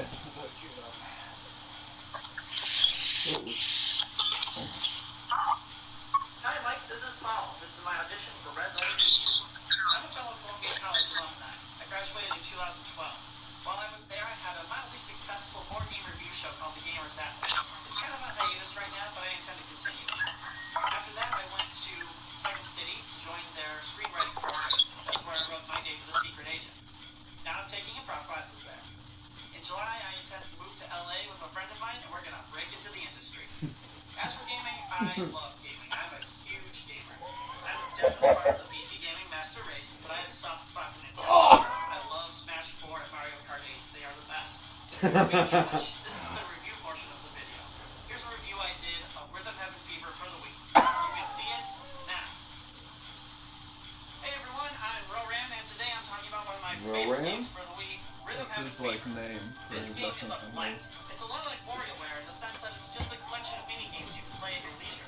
All of them are based on rhythm and require you to tap A or B in response to a cue. And with over 50 games to choose from, there's something for everyone. But which ones are the best of the best? The cream of the crop? Well, I'll tell you. These are the top 10 Rhythm Heaven Fever games. Nightwalk. I'm not usually the kind of person who chooses to watch the credits in video games, but Nightwalk is an exception. It's the most boring part of any game and made it fun. You just tap along while the credits roll. You don't even have to, but I do it anyway, because I just can't help myself. Yeah, I a love game where I can tap. Jailhouse Rock and Blues Brothers, or Country Roads and AMV Hell 3. Anything to get your toes tapped. Yeah, I know that. Nice way. It's AMV Hell 3. a great way to start this countdown. Andrew, are you following? Yeah, I'm on number 9 right now. Oh, shit. She saw. First of Oh, all, what are man. these guys? Lightworks, acorns. That's it. Acorns. Hey, that's got a nice ghetto sound to it. Hey, yo, it's your boy Acorn. Wow, you went there. Tuesday, go.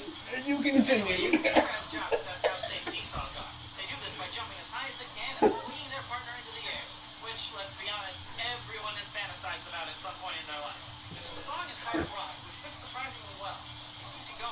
drives home those hard hits. It even tries to trip you up later by going really fast and then suddenly slowing down. It's an enjoyable track from the first part of the game, which is why it's number 9 on the list. Samurai Slice. This game is so good they did it twice, and even added a flashy costume the second time. It starts out nice and atmospheric, with the sakura petals floating down, lulling you into a false sense of security. Then all of a sudden, you get an unexpected twist of having the backstory fill the whole screen. Holy crap! I hope you were paying attention to the audio cues, because that's all you get. It's even worse in the second one, because even without the story blocking your way, there's always particles on the screen. Everything from big black feathers to a raging thunderstorm. But hey, at least you're fighting hordes of demons for a good reason. Getting kids their toys back. That's all that matters.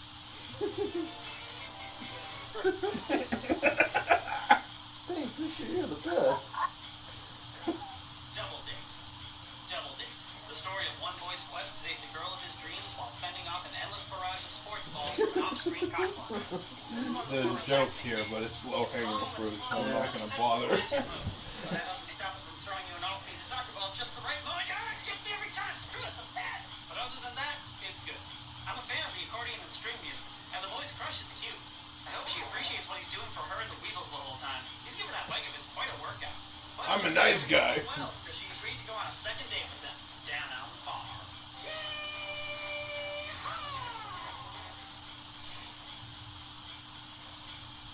Flipper-flop.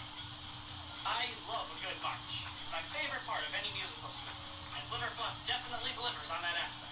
I was never in marching band in high school. Choir guy for life. But I Where do guess these this people is probably come what it from? would've been Yeah. like. I don't know. Listening to working for the person in charge. Like, are they all, like, in the upper Midwest? Which is one of my favorite types of Probably. On top of that, it's Yeah. super cute. And it Oh constantly yeah, gets stuck in my seems head. like it. It's the perfect Yeah. combination to make it the number 6 He spot. said he lives in the Chicago area. I guess, or somewhere Yeah. where it's cold. Suburbs. It's suburbs. All these guys are from suburbs. Yeah. Yeah, it's not really. Us hardcore gamers, we like to do things differently. Show 'em, boys. 1, 2, 1, 2, 3, 4. This setting made me crack up the first time I played it. And it's part of the reason why it's in my top 5. The other reason being that, yet again, this song gets stuck in my head all the time. By the way, that's going to apply to the rest of the games on this countdown, so I'm just going to stop saying it. Like Flipper-Flop, this game has you constantly tapping to the rhythm, but only on the 2/4 beats. However, the rhythm is much faster, and the game tries to trick you by having Porthington fly back and forth. But this doesn't change anything. The beat stays the same. In the immortal words of the Baja Man, it's all in your mind. No real What? challenge comes when you fly through the snow and heavy cloud cover. You can't see a darn thing. Yeah. All you have to go on A is your Baja to Man. see if the light is coming. The cherry on top of this popsicle cake is if you miss the last shot. Popsicle The game cake? pulls you out. But I love it. What? Monkey Watch. This is the strangest watch I've ever heard of, yet there's something compelling about it. Monkeys high-fiving each other to tell the time. The only thing I can see going wrong is the monkey on the second hand getting sore from all the slapping. I hope they worked at shifts. What can I say about the music? It's a happy, feel-good tune that puts a smile on your face. It's got a great melody, and it's played on the synth, one of my favorite instruments. The other two being the violin and the piano. I especially love when the camera zooms out and it gets hard to see. Then when it zooms back in, they throw a monkey in a hot air balloon to block your view. Oh, but look at him. He looks so happy. I've actually gotten a perfect on this game with my eyes closed, so it doesn't even matter what they do anyway. The next game, You got skills. All in One. Yeah, it's the first game, but that doesn't make it a bad one. Plus, there's a much harder version later, so they got you covered. Coincidentally, I was challenged to go for a perfect score while I was recording this, so yay for me. You can all bask in the glow of my talent. This game actually has a special place in my heart because it's the one that made me go out and buy Rhythm Heaven Fever when I saw it on YouTube. Around the time a certain other Rhythm Heaven game got popular online, somebody made a pony version of All in One with Rarity, Sweetie Belle, and Whoa. Diamond Dog. I found it as a related video, and my curiosity was piqued. Thanks, Mystery Ben 27. You helped usher in a new fan of Rhythm Heaven. Well, what was that other game that got popular online and actually introduced me to Rhythm Heaven in the first place? Ringside.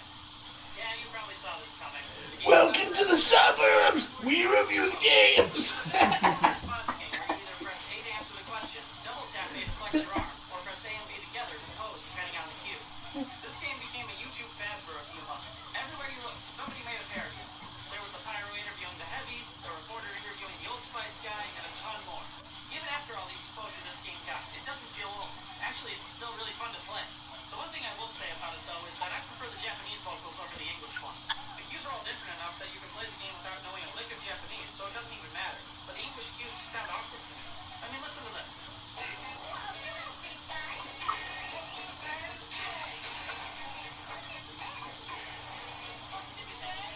What's the difference? What? So glad that my favorite game in Rhythm Heaven Fever was dubbed into English.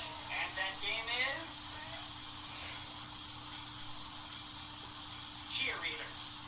This game is perfect, and not because I have a thing for girls with glasses, although that definitely helps. Where do I even start? The song is awesome. It's the catchiest track. God damn, just imagine him sitting next to me at a bus stop Yeah. with snot in his nose and like spitting in my face and passing stupid ass like Wii U game or whatever. And I'm just like, just leave me alone. Tab as soon as the book is supposed to change. It looks overwhelming at first, but you get used to it. Oddly enough, I don't like the second version of this song. I appreciate the spike in difficulty, but the remix just isn't as catchy or as awesome as the original. So those are my top 10 Rhythm Heaven Fever games. Do you agree with my list? Did I leave out your favorite game? Leave a comment below.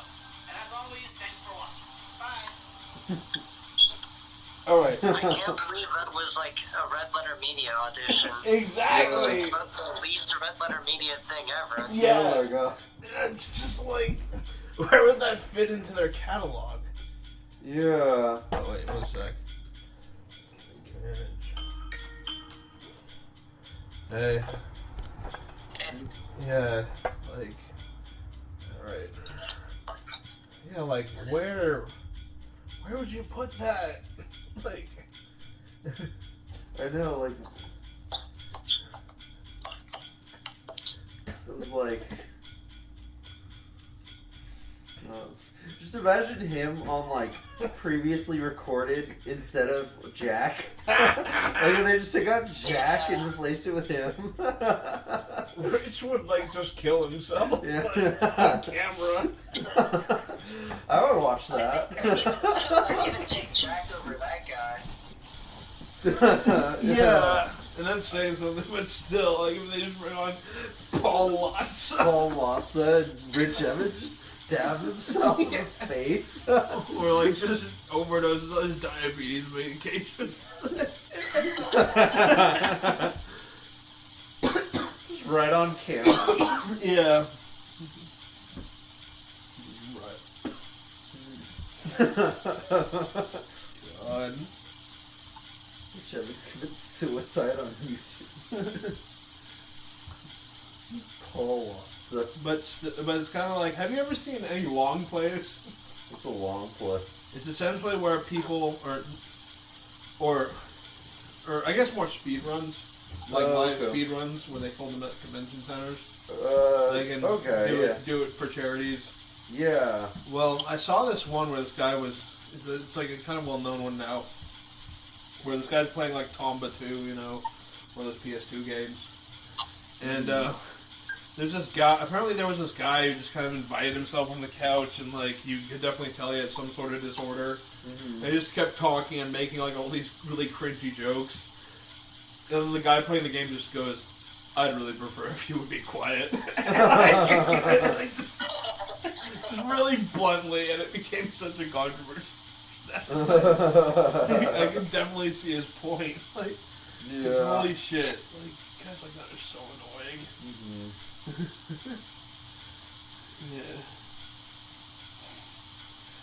Yeah, like when I had to evacuate from the fire, like me and my roommate got into this car with this like woman who my roommate knew, who was driving down to Petaluma, and she also was picking up this other kind of special needs kid, right? And he had escaped the fire with nothing but his Nintendo Switch and a bag of Nutter Butter.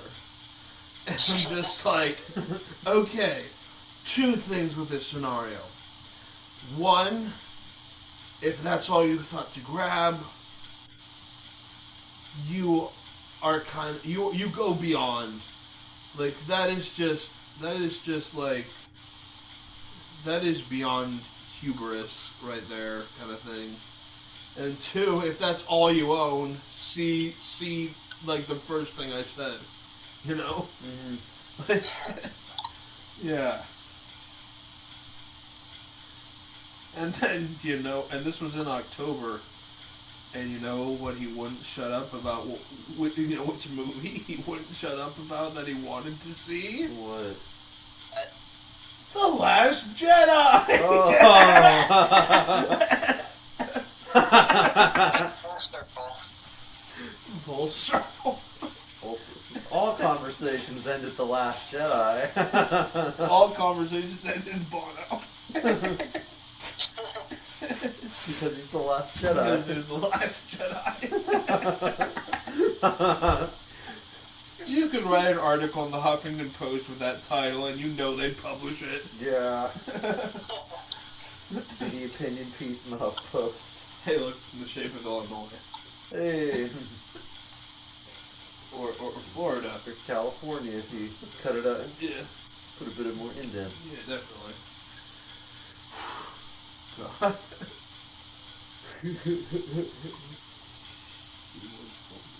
Wonder what he thinks about The Last Jedi now. Yeah. Yeah.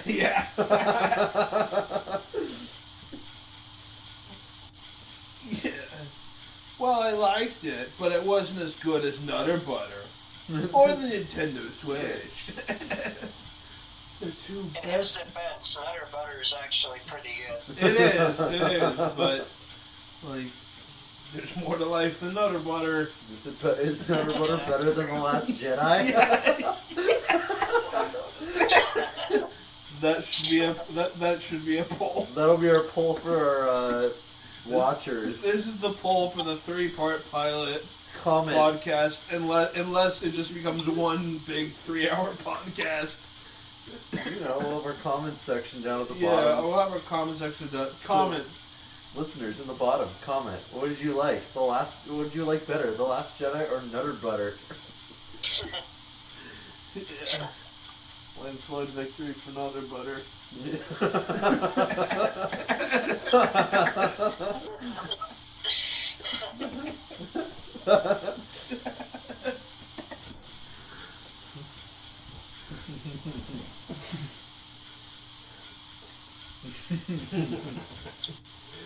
There's gotta be a good 30 minutes of us just laughing on this. Yeah. What if I cut out all the laughter? Like, I think it'll be really creepy, but like it'll be an appeal. And like we'll have this part where we're talking about cutting out all the laughter, and then people will get to this point and be like, "Oh, that's what they did." I was confused for a good 2 hours until they mentioned the fact that they cut out all the laughter. You could put all the laughter, like, combine it onto one track. And then just There'll be one episode a of bunch of laughter. cuts of us And then laughing. superimpose a bunch of applause. That's actually a genius idea because we'll call it accompanying laugh track. And you can. But the thing is that they don't play in between. They just play over. But if you want, you can play them at the same time. And it's just us laughing at ourselves, I guess. How meta. We're only on the pilot and we're already breaking new ground. Yes. Right. Breaking ground. Twilight breaking ground.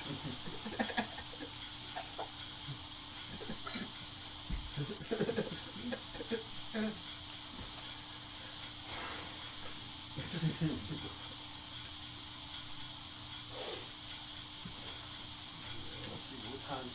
How much longer till the New Year's starts? We got an hour and 33 minutes. We should finish this podcast right before New Year's, according to this. We'll usher in a New Year podcasts. A new era. A new era of podcasting. Frindlecast. Frindlecast. Buckingham Box Force presents Frindlecast. Frindlecast. Featuring Bono as the Last Jedi. That's our title.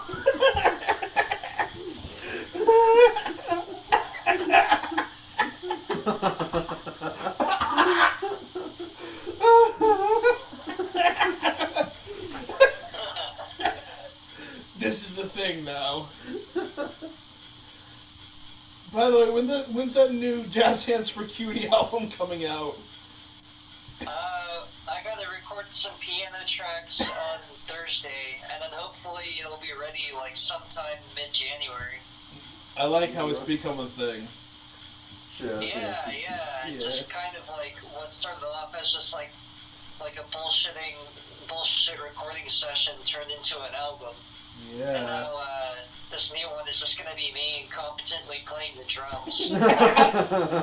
Dude, it's pretty great.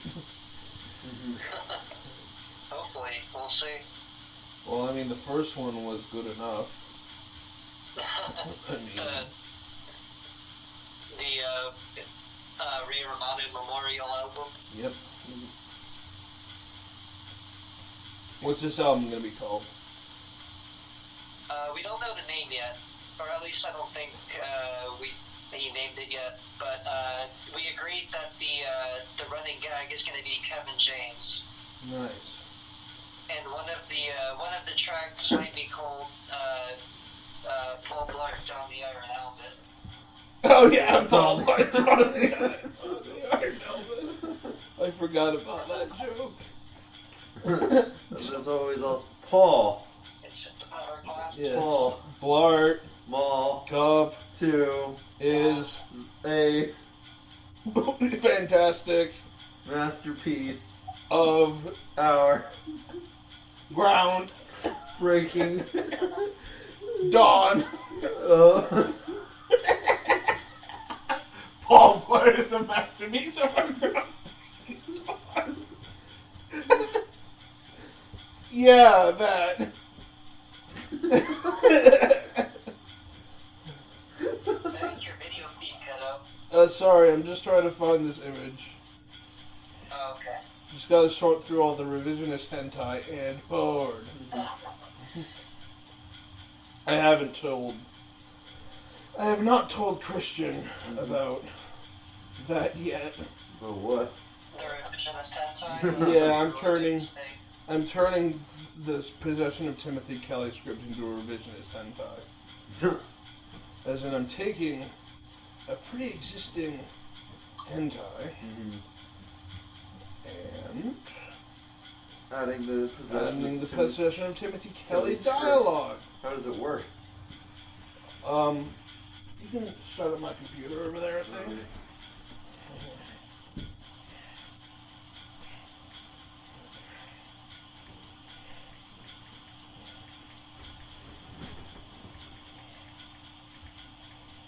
Alright, okay, so go to that folder over there. Somewhere.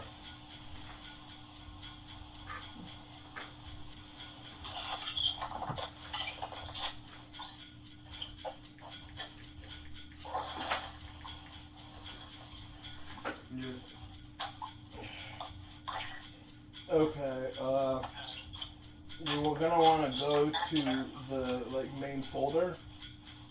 On the desktop? Yeah. Yeah. There's a lot of folders. You're gonna want to go to the picture folder. Where are you? The desktop. Or no, like the main. Yeah. Name, the pictures. Yeah, pictures. Possession of Timothy Kelly. Yeah, that one. Start. Get out and push prison. Yeah. A DK blender. Possession of Timothy Kelly.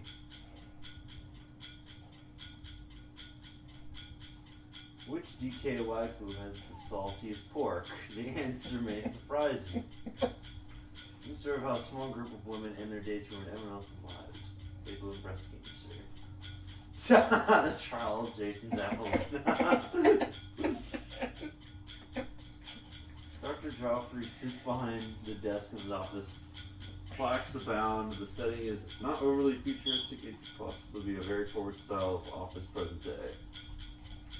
The audience should not immediately understand this is the distant future. Dr. Joffrey is holding down a button on the surface of the desk where your Dr. Joffrey's secretary voice or speaker next to the button. Chapter 1, Wet Walnuts. Yeah, I named the chapters myself. Oh, Cinnamon, oh, and Teresa. Your 4 o'clock is here. Shot of a hand holding a picture of a cute young woman, Laura Darnish, perhaps? I have a crush on her right now. A sharp, ominous tone plays in the background, then we see Felonious Kelly sitting and waiting in the room. Wait, you're looking at the picture. We need more tongue dispensers. Felonious Kelly enters the office. Hello, Mr. Hey, Andrew? Yeah, I'm rereading the Timothy Kelly anti. That. Jeffrey stands up and extends his arm over the desk. Theo approaches and they shake. Dr. Corbin, Jeffrey, pleasure is all mine. As they shake, Theo knocks over a lamp on the doctor's desk. The shot of this lamp falling is very pronounced. Silence yields, an uncomfortable moment between Theo and Dr. Jeffrey. Oh, please, do not fret. Oh, my dear, I'm really very sorry. I will compensate. I insist that it's not necessary. Mistakes happen. No, please sit down.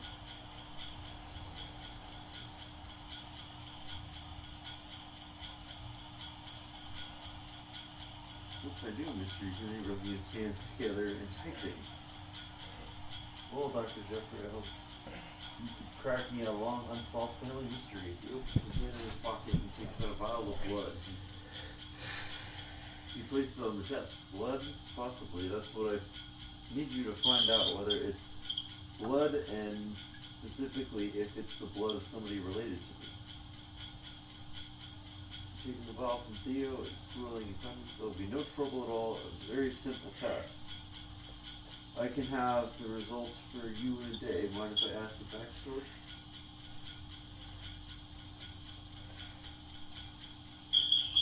Oh, this is weird. Serving in San Francisco 6 years ago with my grandfather, Timothy Kelly, and his wife, Rebecca. Please do. You're my last appointment in 20 years. It's a long one, but I'm going to tell you at the time. I'm not going to read that. It's really long. Yeah. Benchmaker, make me a bench. Many lasses in labs with fat asses. Because that's topical. Benchmaker, my bench first humor. Please make sturdy bench. Jimmy, you're drunk.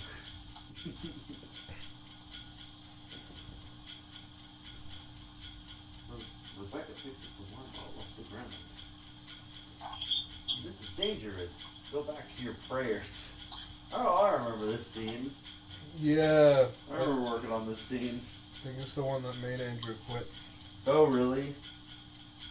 Yeah, Right? this is the one after the party. Yeah, I remember that shoot. And boy, did it suck. Didn't we also have to go to, like, Oakland later? I think some of you guys did. Yeah, that's Wasn't right. it Yeah, like it for was Ray of Fire, though? I think the Ray of Fire one was the worst one for me. Yeah. I fell into a burning ray of fire.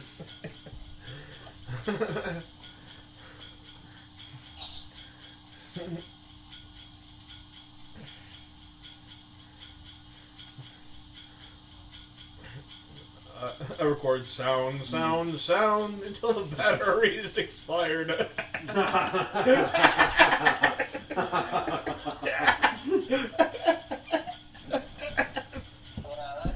every DKA production. Yeah.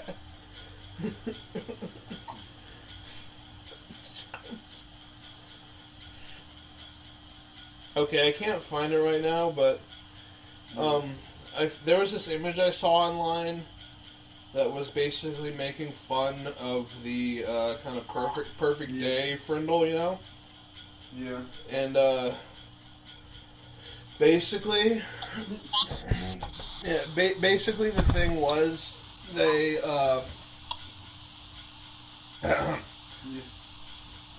the caption was a perfect.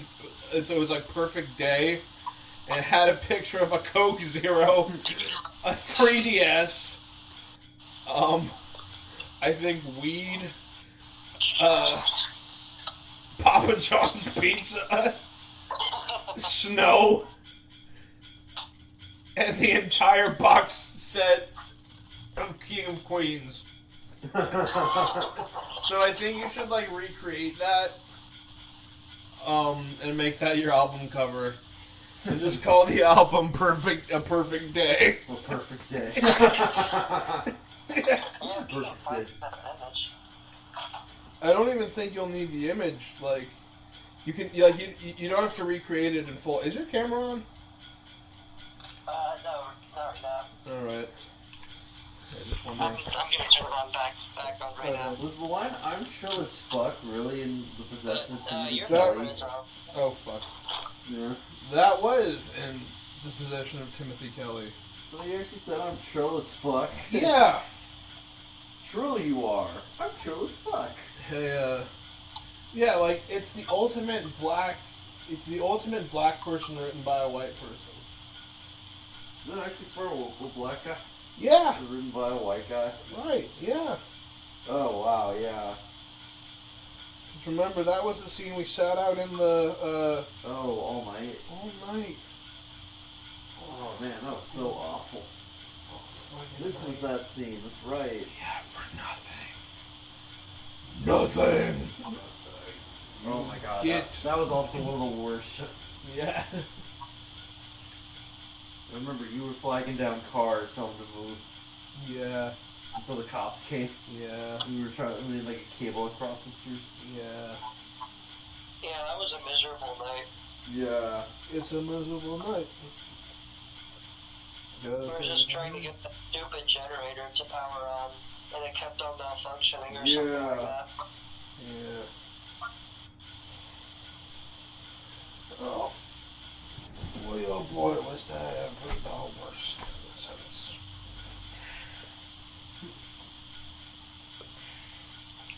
Shit talking with them sugary words all you want for now, but you'll be leaving here just another punk.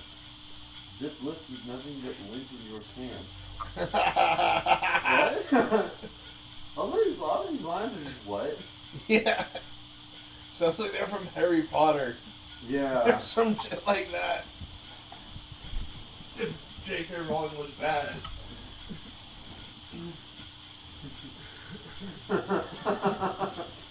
What? Don't disrespect your elders, chicken shit. Where's The party, dude's gonna eat out. Snarling. Yeah, I don't think I said enter these pages. So, prepare to be busted, break out the cards, Dude, it's like the thing was, yeah. when I was doing this, I wasn't really paying attention to what was going on. I was just seeing how convenient I could fit in the dialogue, like in the boxes. You lose to my trio, I didn't even need acres. Larson, your friend here, emaciated faces visibly agitated. You stumbled over your pride like a child over shoelaces. Donald Jackson, kill him. Furious by call. Oh God. Oh man, I've done way more of this than I thought. Both men rush forward, digging their pockets. They yank Wilbur out of his seat and begin to stab him. Shannon runs away screaming, "Cry for me, Caesar."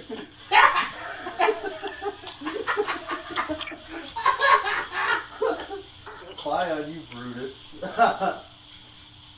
Donald and Jackson drag the body out of frame. Get him out of here.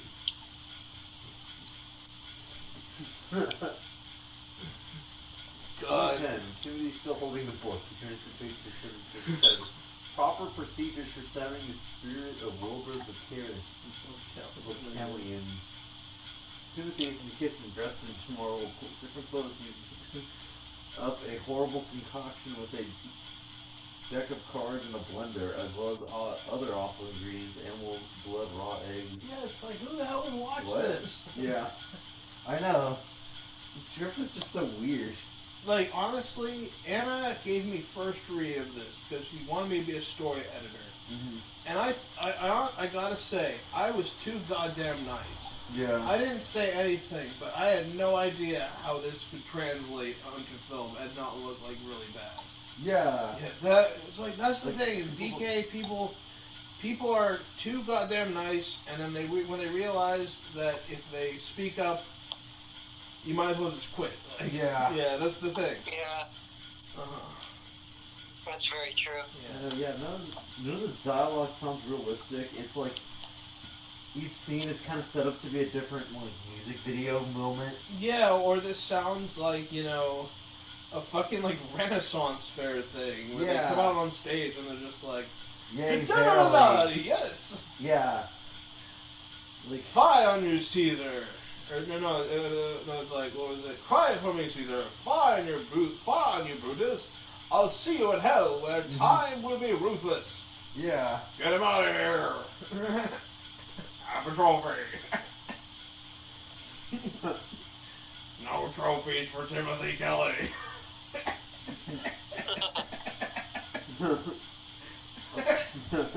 Timothy Kelly, winner of no trophies.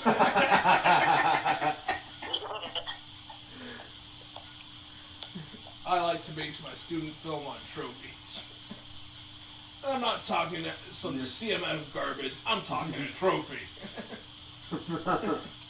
That's not a trophy. How to spot fake-ass film trophies. Why, that's not an Oscar. This is just a Golden Globe. And this isn't even a Golden Globe. It's a B'nai B'rith Award. I don't even know what that means. Are you, what? What are we yapping? Loud dog, no teeth. Trudy's a clock. What? Trudy's 9 o'clock. The milk is yours, let me have the froth. I love you, I provided for you, our roof is solid, our meal is sumptuous. Check, piggy.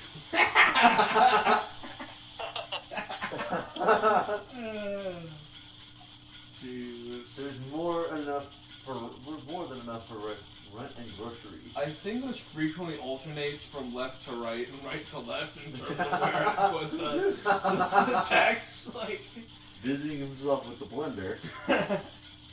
I solemnly swear to consider your request. I'm serious. Come home a wreck tonight and you're sleeping on the What are you making? A potion. A draught of great power.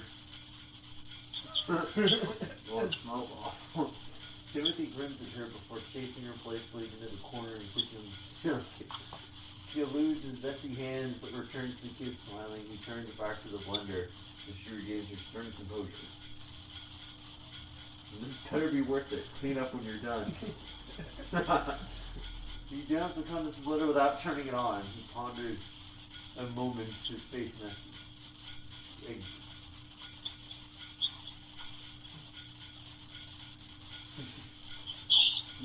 Colty. You've been summoned time again to see Satan in Hell's Casino. Yes. Like, they just Full or mortal. they introduce so many elements where it's just like, this is just padding. There's a chapter 2. Oh yeah. What did I call chapter 2?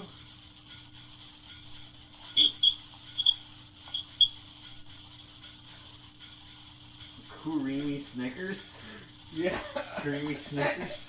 Yeah, oh yeah, because I was trying to think of like a new offensive term for women. Like Creamy Snickers? some creamy Snickers. With a Q. Creamy Snickers. Just a fucking creamy Snicker, if you know what I mean. boy.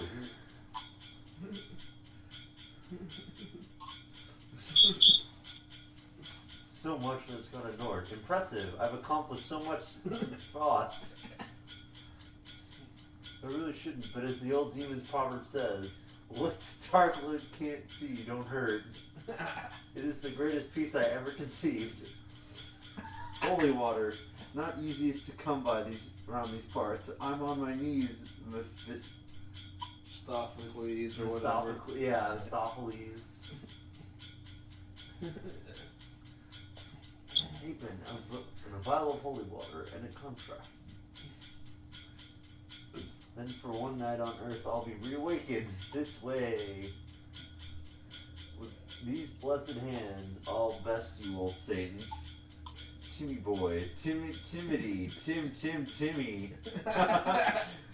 Ready to wow us with your newfound skills? Ready, Freddy.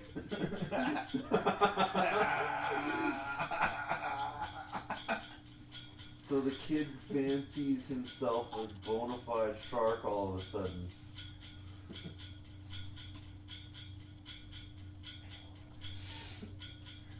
Now, gentlemen, let the cards do the talking. I'm a honky? Is that a real line of dialogue? Yes. Yeah, I'm a honky. Oh, God. And like the picture to match it up with Yeah. is like pretty good too. I reveal my hand. Never mind. I have a reason to revel. Aren't they the devil? Oh, now my clothes are disheveled. Allergies. Pass me your stacks. I won this round, so pay me. 2 ladies, 2 jacks.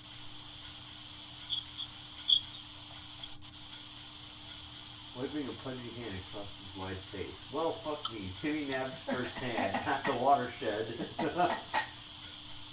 But I guess when a man wins as rare as a blue moon, he must do the ceremony. Wait till we'll show you to him. Let's keep playing. Yeah, that's all I've done so far. Possession of Timothy Kelly, revisionist hentai.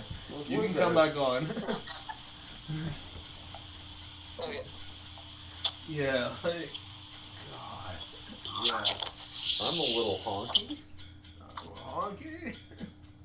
Yeah, that dialogue is really bad. Yeah. Yeah, that's some terrible fucking dialogue. Yeah.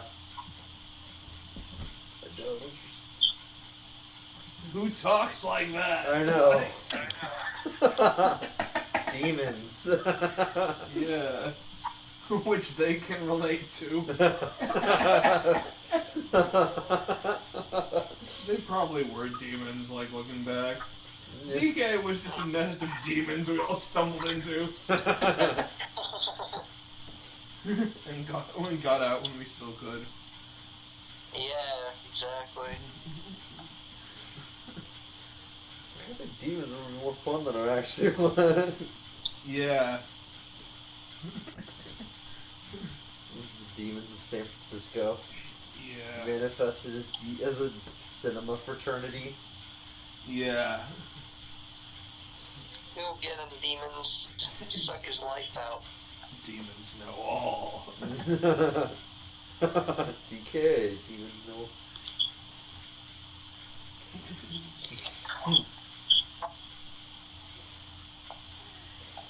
Yeah.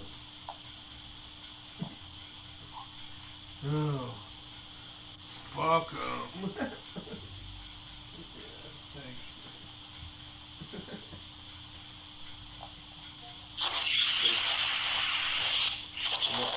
Is that another horrible noise?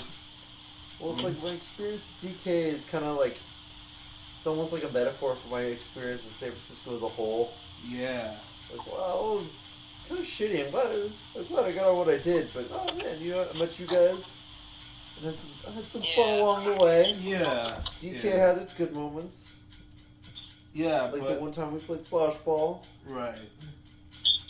And and Sometimes the parties were okay. Like back during the early days, the parties at the Borough were actually kind of okay. yeah. yeah. all parties. The ones at Colton's tended to be kind of shitty, though.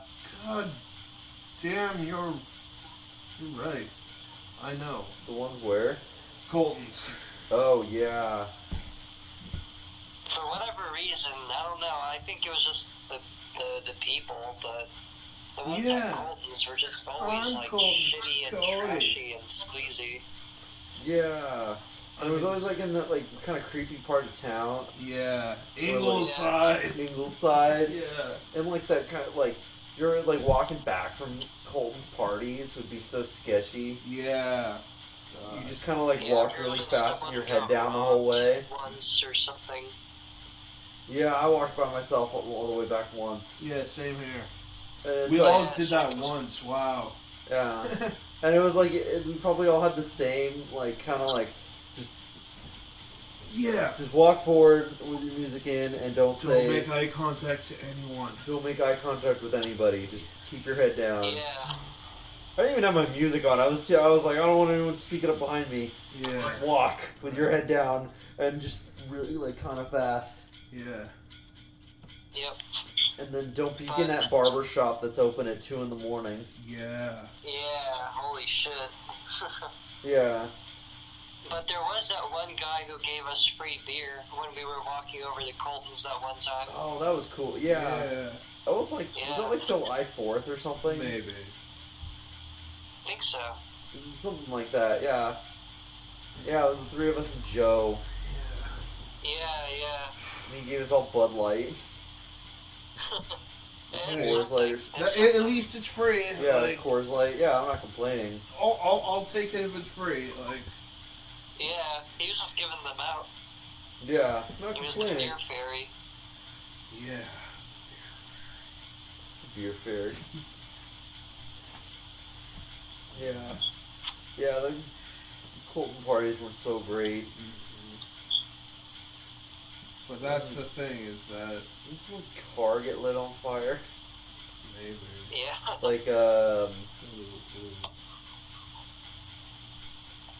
Or got broken into or something like that. Yeah, it got broken into. Yeah. Remember Mia? Oh, yeah. She was the definition of wouldn't shut up. Oh my god, yeah. God, the Super Bowl was just... Oh my god. I don't know, yeah. I'll just... We had 2 days of Mia. Yeah. But she was just droning off about how, the government installed bugs in your apartment or something like that. Yeah, that and how she needs to get married. Yeah. She has a kid now. Oh, yeah. Oh, she does. It's just kind of proof of, I have kids. I mean, it's kind of well, yeah, I could have one and they could grow up in the same class as Mia's kid. That's exactly what I want. Oh. Yeah, but no, it's just the Super Bowl. I just remember when she left, you, Christian, you're just oh my god, she wouldn't stop talking.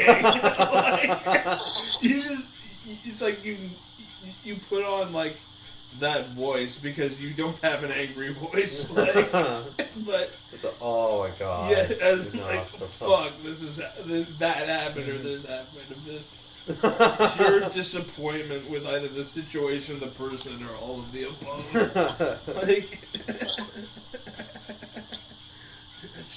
And even Joe regretted that he invited her. Yeah.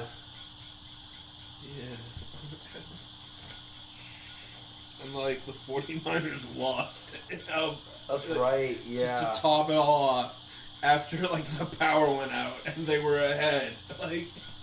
Right. Oh, yeah. Yeah, it was just a really shitty day. Yeah. It was. Well, it did prove. Funny, it's why were we watching the Super Bowl? Right. We never watch sports. We And never. I remember oh, hey, let's get... Oh, we were going to smoke a Super Bowl on the Super Bowl?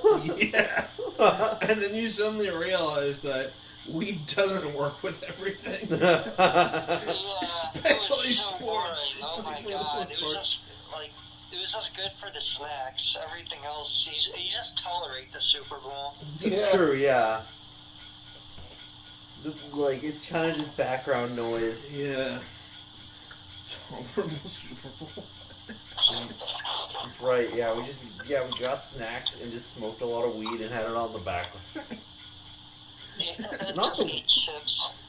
Yeah, not the worst idea, but yeah, it's like... D.W. Griffiths, Intolerable Super Bowl. Or Intolerant Super Bowl.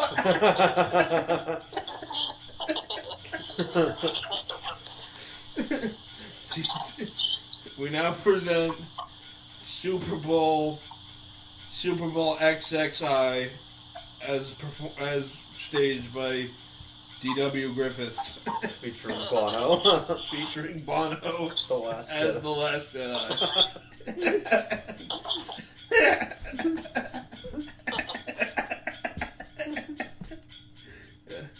Andrew, you keep cutting in and out. Like, are you gonna put your video feedback on? Oh yeah. Just wondering. Are you guys Feedback gonna on put it. your video feedback on? What? It wasn't on? No, your Jesus video feed's Christ. been off for like a half hour. No, Dude, really. you sure it's on your end? No, because my video is on. Well, Oh, so is no, let's ours. That's true. No, I meant like, are you? Is our video on for you? Because you can turn off our video. Just try on your settings. It should have a icon for the camera. Before you use the bathroom to get... Oh shit.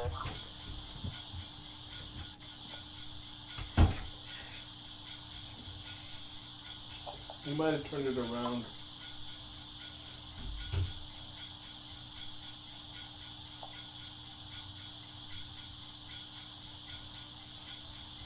Yeah, I'm not seeing that. What? God.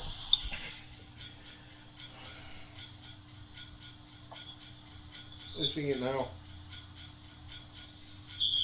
I'm actually gonna call you guys back right now, and then maybe it'll turn back on. Okay, sounds good.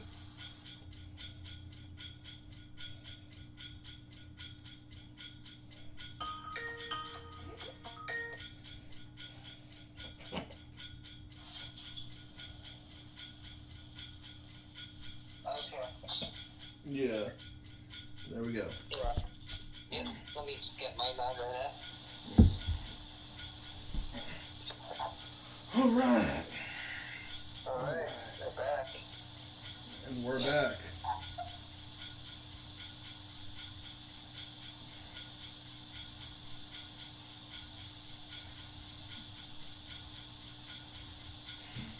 Welcome to Dead Air. This is the part we edit out. Unless you want to keep all the dead air. We'll do the thing where we put it onto one track. That's the thing. You always say that movies are made in editing. This is the podcast that will reflect that. Like, one of the only edited, like, no live streams. This is an edited podcast. Where the laughter and the dead air each appear on its own optional stereo mix channel that you can choose to play along with the video. Stereo mix dead air. Yeah. Oh, how do you like my screen cap? Let's see. Anime titties. What's it say? Anime We'll see. titties for kids. Yeah, there's a double meaning. Think about it. Anime titties for kids.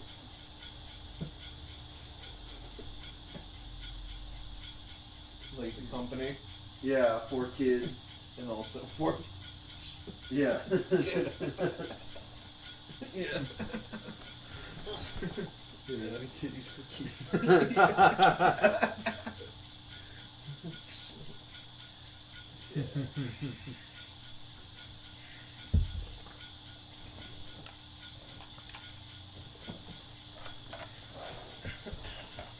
Like, What was it? I started watching. Let's see what anime did I start watching. French showed me this one yesterday called it's like Record of the Lodos War. Warning. Yeah. Weeaboo alert. Weeb alert. This is Weeb the, alert. This is the weeb section of the podcast. The weeb section of a podcast. When normies get out. Normies get out. But you also have the option to replace it with a nice, calming stream of dead air. Yeah. Or laughter if that's your thing. Laughter if that's your thing. Anyways, you saw a new anime over the weekend, I hear. Hairdo. Which one is that? It's called Record of the Lodos War. It's basically like... It's an anime, but it seems like it's in like a D&D setting. Like you have like your D&D party, your elf, your dwarf, your fighter, your cleric. And it's Is literally it them like going a through fantasy different... series? Huh? Is it like a fantasy series? Yeah, it's like medieval fantasy. It's like kind of just like straight up D&D sessions. Each one, oh hey, goblins attack this turn. Oh hey, you gotta kill a dragon. Yeah. And he like Dragon it's like a killer. yeah. Kiss. It's like not all that great when you watch it, but it's like a nice thing to have on in the background. It's like an anime you put on in the background as like something dumb that looks kind of fun. Looks kind of fun. Yeah. Like at like certain How long is points. the show? Is it like a couple seasons? It's only like 12 episodes. It's one season. Remember, kids, the best kind of anime is the one you don't have to pay attention to. Yeah. I wish I had like a little slide whistle to go with All of that. them are just fun. Yeah, exactly. Naruto. Or isn't it Borado? Burrito. Burrito, I guess now, because that's the thing. Son of Naruto. Burrito.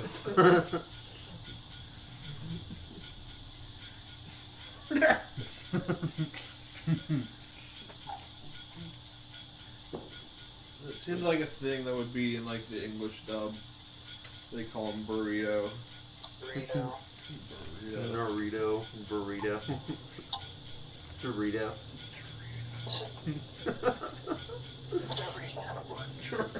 The Doritos anime. Yeah. Doritos anime. Isn't that just Overwatch? Yeah. Doritos the anime. Yeah. Yeah, I thought Overwatch was Doritos. Doritos the anime. Yeah. Yeah. With the sun, of course, with Mountain Dew. Yeah.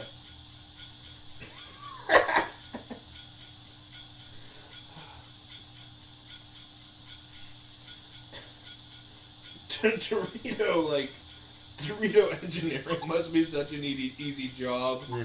They're like, how can we flavor this cornmeal? Or was like, like the guy with the ice cream taster? Yeah. With the gold spoon. Yeah, that guy. We decided, Yeah. That's a 10, aerate that. Yeah. Like just him just doing the same thing. Yeah, With Dorito flavor. Right. Isn't that one of those H3? I don't know. Wasn't that featured on H? Didn't that become popular when being featured on H3H3? What? The ice cream tester? Yeah. The first time we saw it, it was on our deep into YouTube. Well, yeah, but then small thing. Yeah, but then H3H3 Productions, who is now the fashion police of Frindles, they just do their thing with that. Yeah. And it just becomes popular, and it's just you guys are just you guys belong on E. Yeah. You're the E of YouTube. Don't try and hide it. I guess maybe Philip DeFranco or Shane Dawson. I guess they're the E of YouTube, but you're the alt E. You're on Comedy Central. You're hip. Mm-hmm. You're smoking the vapes with the stars. And you're getting the post with Malone. It's like Here's the Post Malone. Home Alone.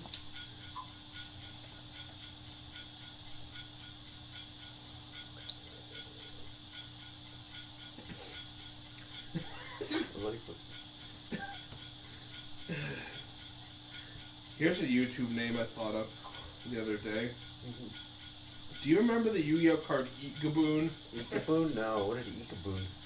No, I don't remember that. What does it do? It was the attack counterpart of House of Adhesive Tape. If Oh. that makes sense. Remember House of Adhesive? I think you told me about House of Adhesive. Yeah. Yeah, that was like one of the old school cards. Yeah. Eek-a-boon was one of the old school cards too. It's just like this thing eating a rat. And there was this like kind of pseudo hick in my school called Calhoun Boone. Mm-hmm. Like Cal Boone, but like the freshman gym teacher was always like Calhoun Boone because Mr. Chris, like my gym teacher, was like he was a gym teacher. Can I make it any more obvious? Yeah. And I just came up with like, what if he reviewed Yu-Gi-Oh cards? And since he was also kind of a wigger, called himself Calhoun Boone, the #1 Eek-a-boon coon. And he reviewed Yu-Gi-Oh cards. Just individual cards of how much you liked. Yeah. Basically. And be like, what is up, YouTube?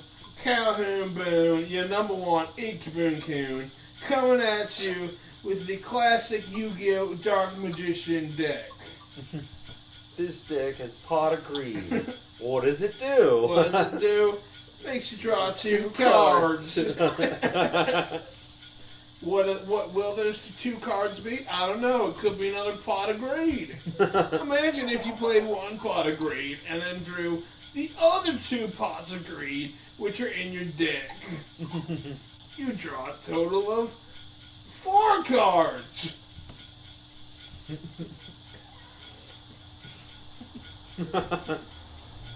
It'd be the worst thing ever, is what I'm Thanks, getting Calhoun at. Boone. Yeah, thanks, Calhoun.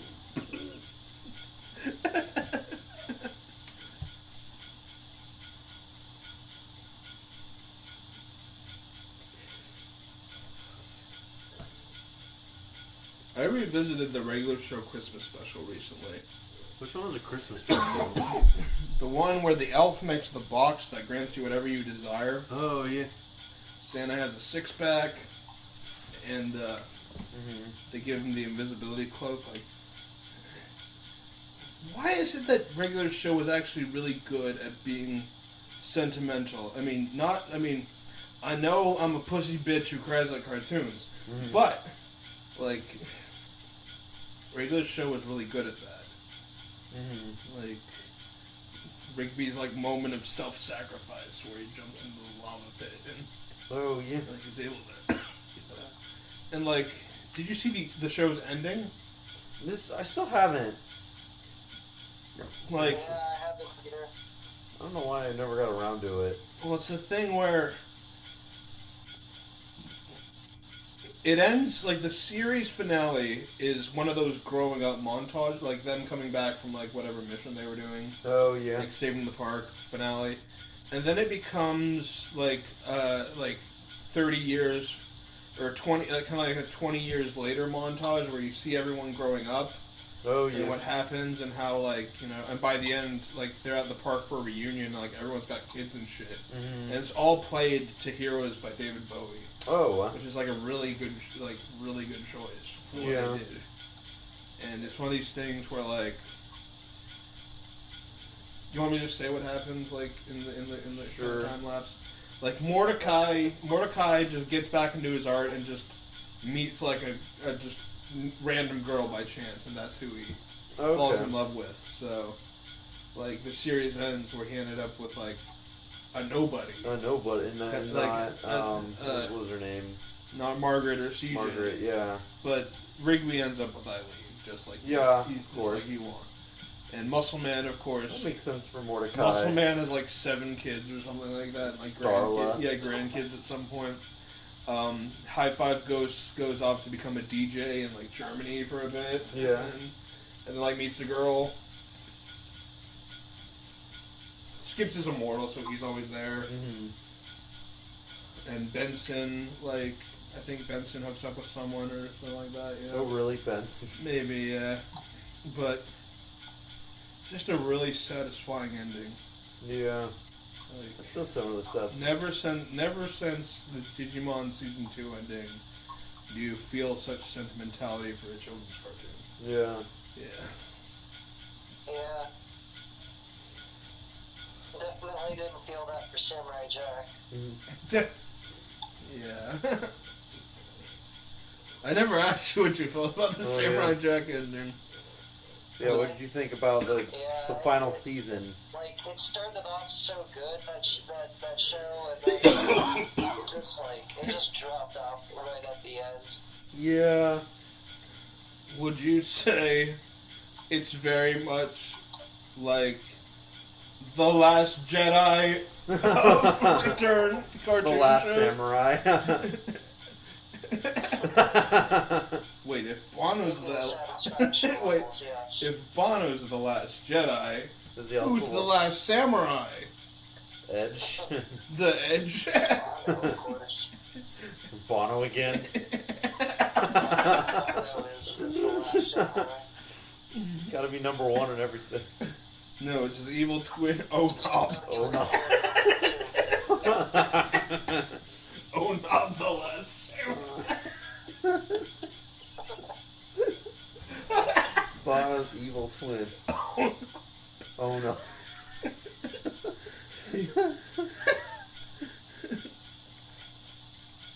I think he'd just be one of those guys that like would try and fight Bono as a Jedi with a samurai sword. It would just fucking melt. Bono just kills someone off with like one hit. Yeah. Just a sword doesn't go up against a lightsaber. What were you thinking, you stupid twit? Samurai sword doesn't have anything on the Kyber crystal. What voice is that? God damn, that's not Bono. That's like Diggity Young.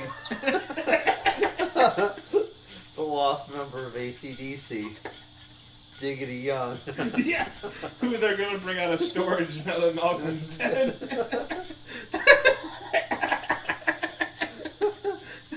And you just go to like the basement. Oi, Diggity, Malcolm's dead, you're up. Yeah. Oi! Oi! Oi, Angus! Angus, it's me time to shine. Don't mess it up, Diggity. Hey, could you remind me of the gods and for those about to rock? When that come in?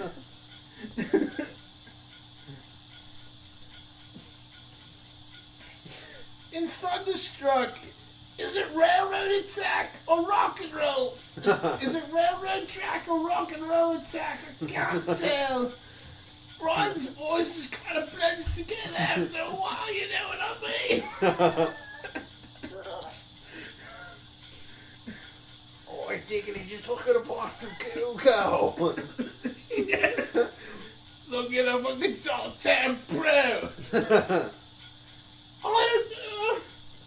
I didn't even know you could use the portable telephone nowadays.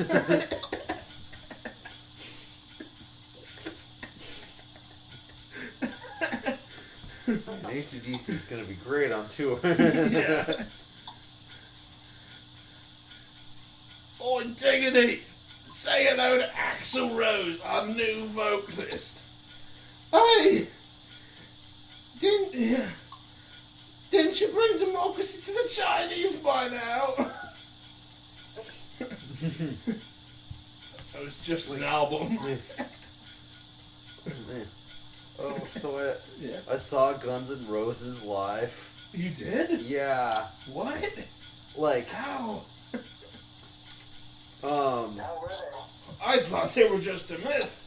Slash is real. He's not made up by your parents. Okay. Tickets were like That's it. way too expensive, way more expensive than they should have been. Who's the lineup? It was just Guns N' Roses, though. There was no opening band. Mm-hmm. No, I mean, like, who was the Guns N' Roses lineup? Axl, Slash, and the Duff were there. Oh, yeah. And they were the only 3 original members. Which is No- kind of like... No good. Izzy. No Izzy, and no Steven Adler. Yeah. Which those guys probably really don't want to go back to the band. I would think so. So it's like, you get the big 3, which Slash and Duff are kind of worth the ticket price alone. Right. Axl sounds like a fucking, like, he sounds like a dying cat. He just goes, like a video of it. God. Like, oh my god, so it's like, let's see. Yeah, like, I mean, we went to see Black Sabbath, and, like, Ozzy held his pipes pretty good. Yeah. Like, kind of thing. Like the stage is pretty, like, cool. Like, this is, like, the stage, and it was, like, I don't know if you'll be able to see it from my phone, Andrew, but it looked really cool. I saw a lot of like green and orange. Yeah, there was a cool light show. Slash rocks, like, I don't know if you can hear that, but he kind of solo, like, went on these, like, really long extended solos, and, like, would have, like, a different guitar for every song, which is really cool, and I love seeing the double neck. Mm-hmm. I'm a sucker for double neck guitars. I think they're just the coolest thing. Dude, the best double neck combo I ever saw him played. Yeah. A bass and a 12-string. Ooh. And I That's hooked, really I hooked that up to, like, yeah. to one of those, like, what is it, the ones with gliss. Oh, I forget. Yeah. Like, it's like a, kind of like a synth pedal. Synth pedal.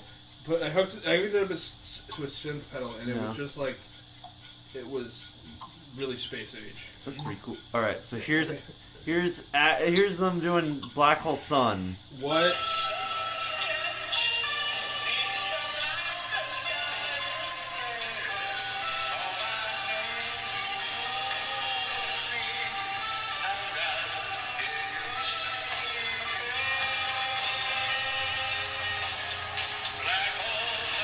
Dude,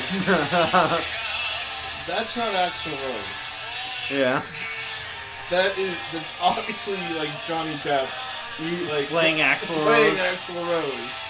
Like It's Axl Rose. like no, you heard that, Andrew, right? Yeah, I did. That was Johnny Depp, I right? wouldn't be able to tell the difference though.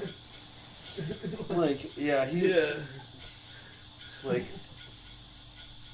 God. It was like, you know, for the, like, to be fair, in his defense, it's not a Guns N' Roses song, and the Guns N' Roses song, like, they play, like, when you do that, you'd be like, yeah, it's Sweet Child of Mine, or it's Yeah. Welcome to the Jungle. But then it's like, you know, But yeah, like, Axl is, we gotta give a tribute, you know, because Chris, what was his name? oh yeah, Cornell. Chris Cornell died. Like, they did a lot of covers, like, before it went, like, what was it?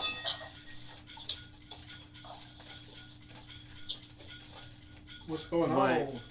I had to plug in my phone again. Oh, that's fine. That's fine. Weird. My supervisor sent me this, like, right before the concert. Oh yeah. What? Oh, it's just the progression of Axl Rose. No, yeah, from Oh. June 7th, 1991, 2012, Dave Mustaine, 1991, Dave Mustaine, 2012, Axl Rose, 19... Oh, whoa, yeah. The years have like, not been kind to Axl... Yeah, it's like, but that's like coke load. Like, Yeah. right there. It's kind of an unflattering picture, but, you know, Yeah. it's He got Neil Sure. Young'd good. Yeah. The years have not been kind to that man. Yeah. And, but, well, I mean, he kind of did it to himself. Yeah, that's true. Say I had an STD. Yeah. I had her down on her knees. And I passed the mic to Christian. And I dropped the mic. Thank you, everyone. This has been Johnny Depp playing Axl Rose. Improv hour.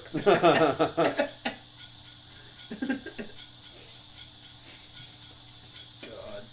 They made a Guns N' Roses movie.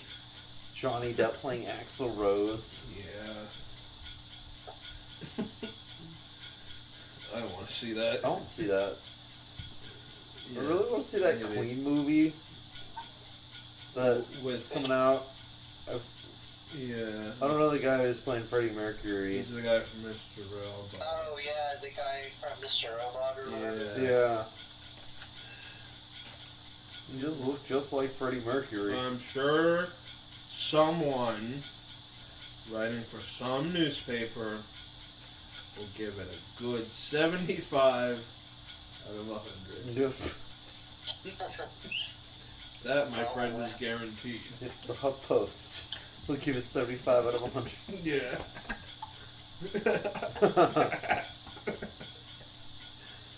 This reminds me of the critic where they're like, you rate movies on a scale from good to excellent. Yeah.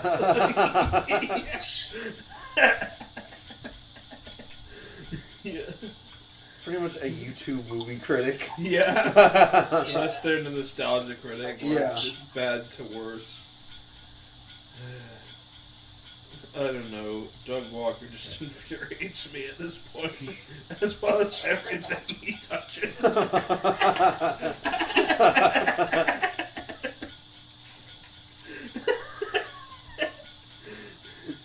Like, he's one of those people who there could be, as in, there could be a nice, like, there could be a whole craft services table full of the yummiest looking donuts and assorted pastries that you can imagine. And Doug Walker walks by and picks up a Danish and is like, oh cool, they have Danishes. Oh, I'm not that hungry. And puts it back down. And I wouldn't touch a single thing on that table because it has been contaminated By by Doug Walker. Contaminated by Doug Walker. Yeah. As in, yeah, exactly. He has that thing where he just makes you... Yeah. He's very irksome. Everything he does is bad now. Yeah. Yeah. Like... Dude, To Boldly Flee... That movie's such an embarrassment. Mm-hmm. Like, you watch commentaries on that, and you can tell that everyone involved, like, knew it was a piece of shit. Like, they're just riffing on it the entire time Bliss was involved. Like, but I guess they were getting paid, so that works. Yeah. Yeah, like, I remember he did a video auction once, and this was like this was the red flag which told me this is not this is bad. You know, it was the bad flag. Yeah. Mm-hmm. He did a charity auction, or not a charity auction, but an auction maybe, I think, where he like auctioned off like MS Paint tier drawings he had made for his videos, like in frame. What? Yeah, or some shit like that. It's like, who would buy that shit? For how much money? I don't know, $50 maybe. Oh. I think it was signed. Or like he used an oatmeal can in one of his movies and was able to auction it on eBay for $200. Like, man, everything you touch, like, Yeah. that's horrible. And here is my prized possession. It's it's the oatmeal can. Is that the oatmeal can from Suburban Night? The one and only.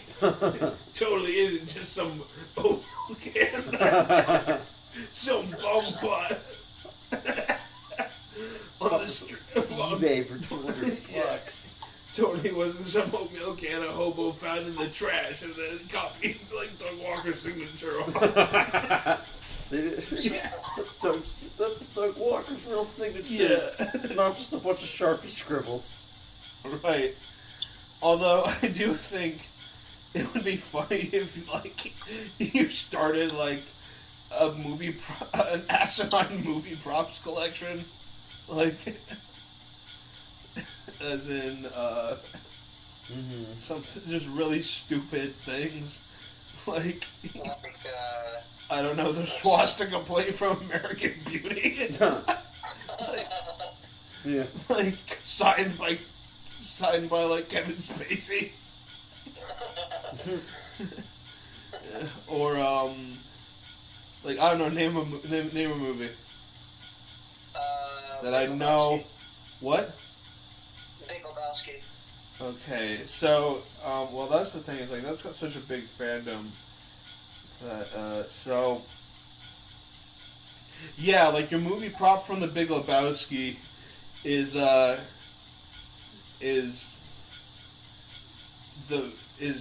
Jeffrey Lebowski, like the one in the wheelchair, posing for a photo with like Nancy Reagan. Like that's your Big Lebowski.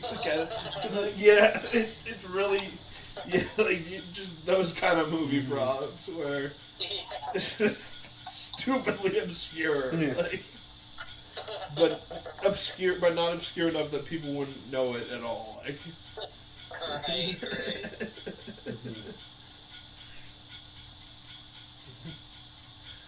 Yeah, a really terrible collection. Yeah, but worst. Yeah. Like the pink elephant in Bad Santa, Yeah. signed by Herman Merman. I guess so. Yeah. Or like a wooden pickle. Yeah. The wooden pickle. It's not just a wooden pickle, it's the wooden pickle.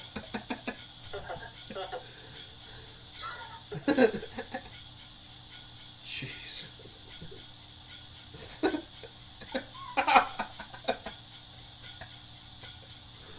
That movie is so good. Yeah. Well, for some reason that reminded me, like, how much did you ever get through Tom Goes to the Mayor? Because I know it's a challenge for most people. Like, I honestly didn't get past the episodes that you showed me. yeah. Well, Yeah, it didn't really click with me. yeah. Well, it's revealed later on that Tom Peters' name is actually Tom Pickle. Like, because I think you find that out in like, or it's confirmed in an episode where he meets his dad at like during a layover at the airport, and his dad is of course played by Bob Balaban, and he introduces himself as Walt Pickle.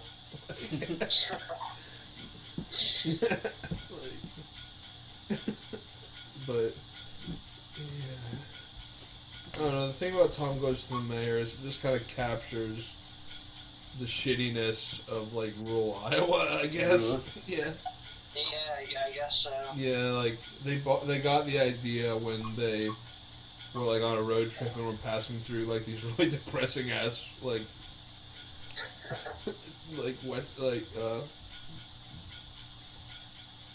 northwestern towns kind of thing. Yeah. Yeah. I just gotta watch an episode that clicks with me, I guess. Yeah. I don't even think I finished an episode. Tom goes to the man. Yeah. It's a challenge. Yeah. But you know what's a really challenge? You know what's a real challenge, but actually kind of rewarding? But You know what's coming. Xavier Renegade Angel. Xavier Renegade Angel. Yeah. What's Xavier Renegade Angel? It's like it's like one of those Adult Swim shows. It's like one of the most. It was one of the most obscure Adult Swim shows out there, like on par with 12 Ounce Mouse kind of thing. Oh wow, yeah. Or no, but like I remember 12 Ounce Mouse. Yeah. I don't think I ever watched it. exactly, but yeah, I've never watched an episode of 12 Ounce Mouse, but I always saw it yeah. mixed in with their other programming. Yeah. But no, Xavier Renegade Angel is like imagine a CGI Adult Swim show with PS2 tier graphics. Like almost or a little bit above that. Sounds awful. Dude, it's one of those things that you it's just simply one of those things where you just need to watch it or don't. Like that's the thing. Yeah. Yeah.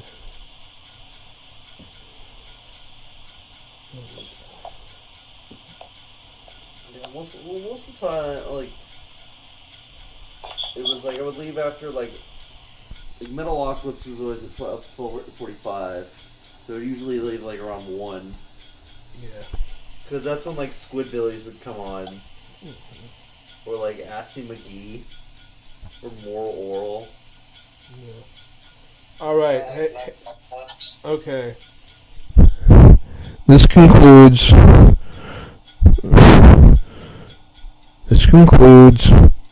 part 1 of the 3-part pilot. Depending on how we decide to splice this, please enjoy the complimentary laughter and dead air which we have provided. And now we invite you to sit back, relax, and enjoy your flight.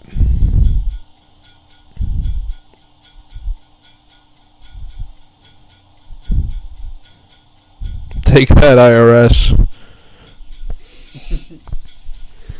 Okay, so it's decided. This is the recording. We will leave. A 3-hour podcast. I guess. Let us talking about, Pokemon gyms as restaurants.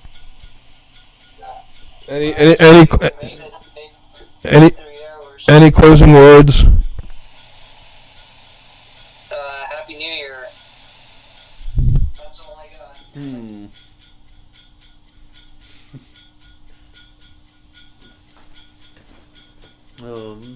Onob, the Last Samurai.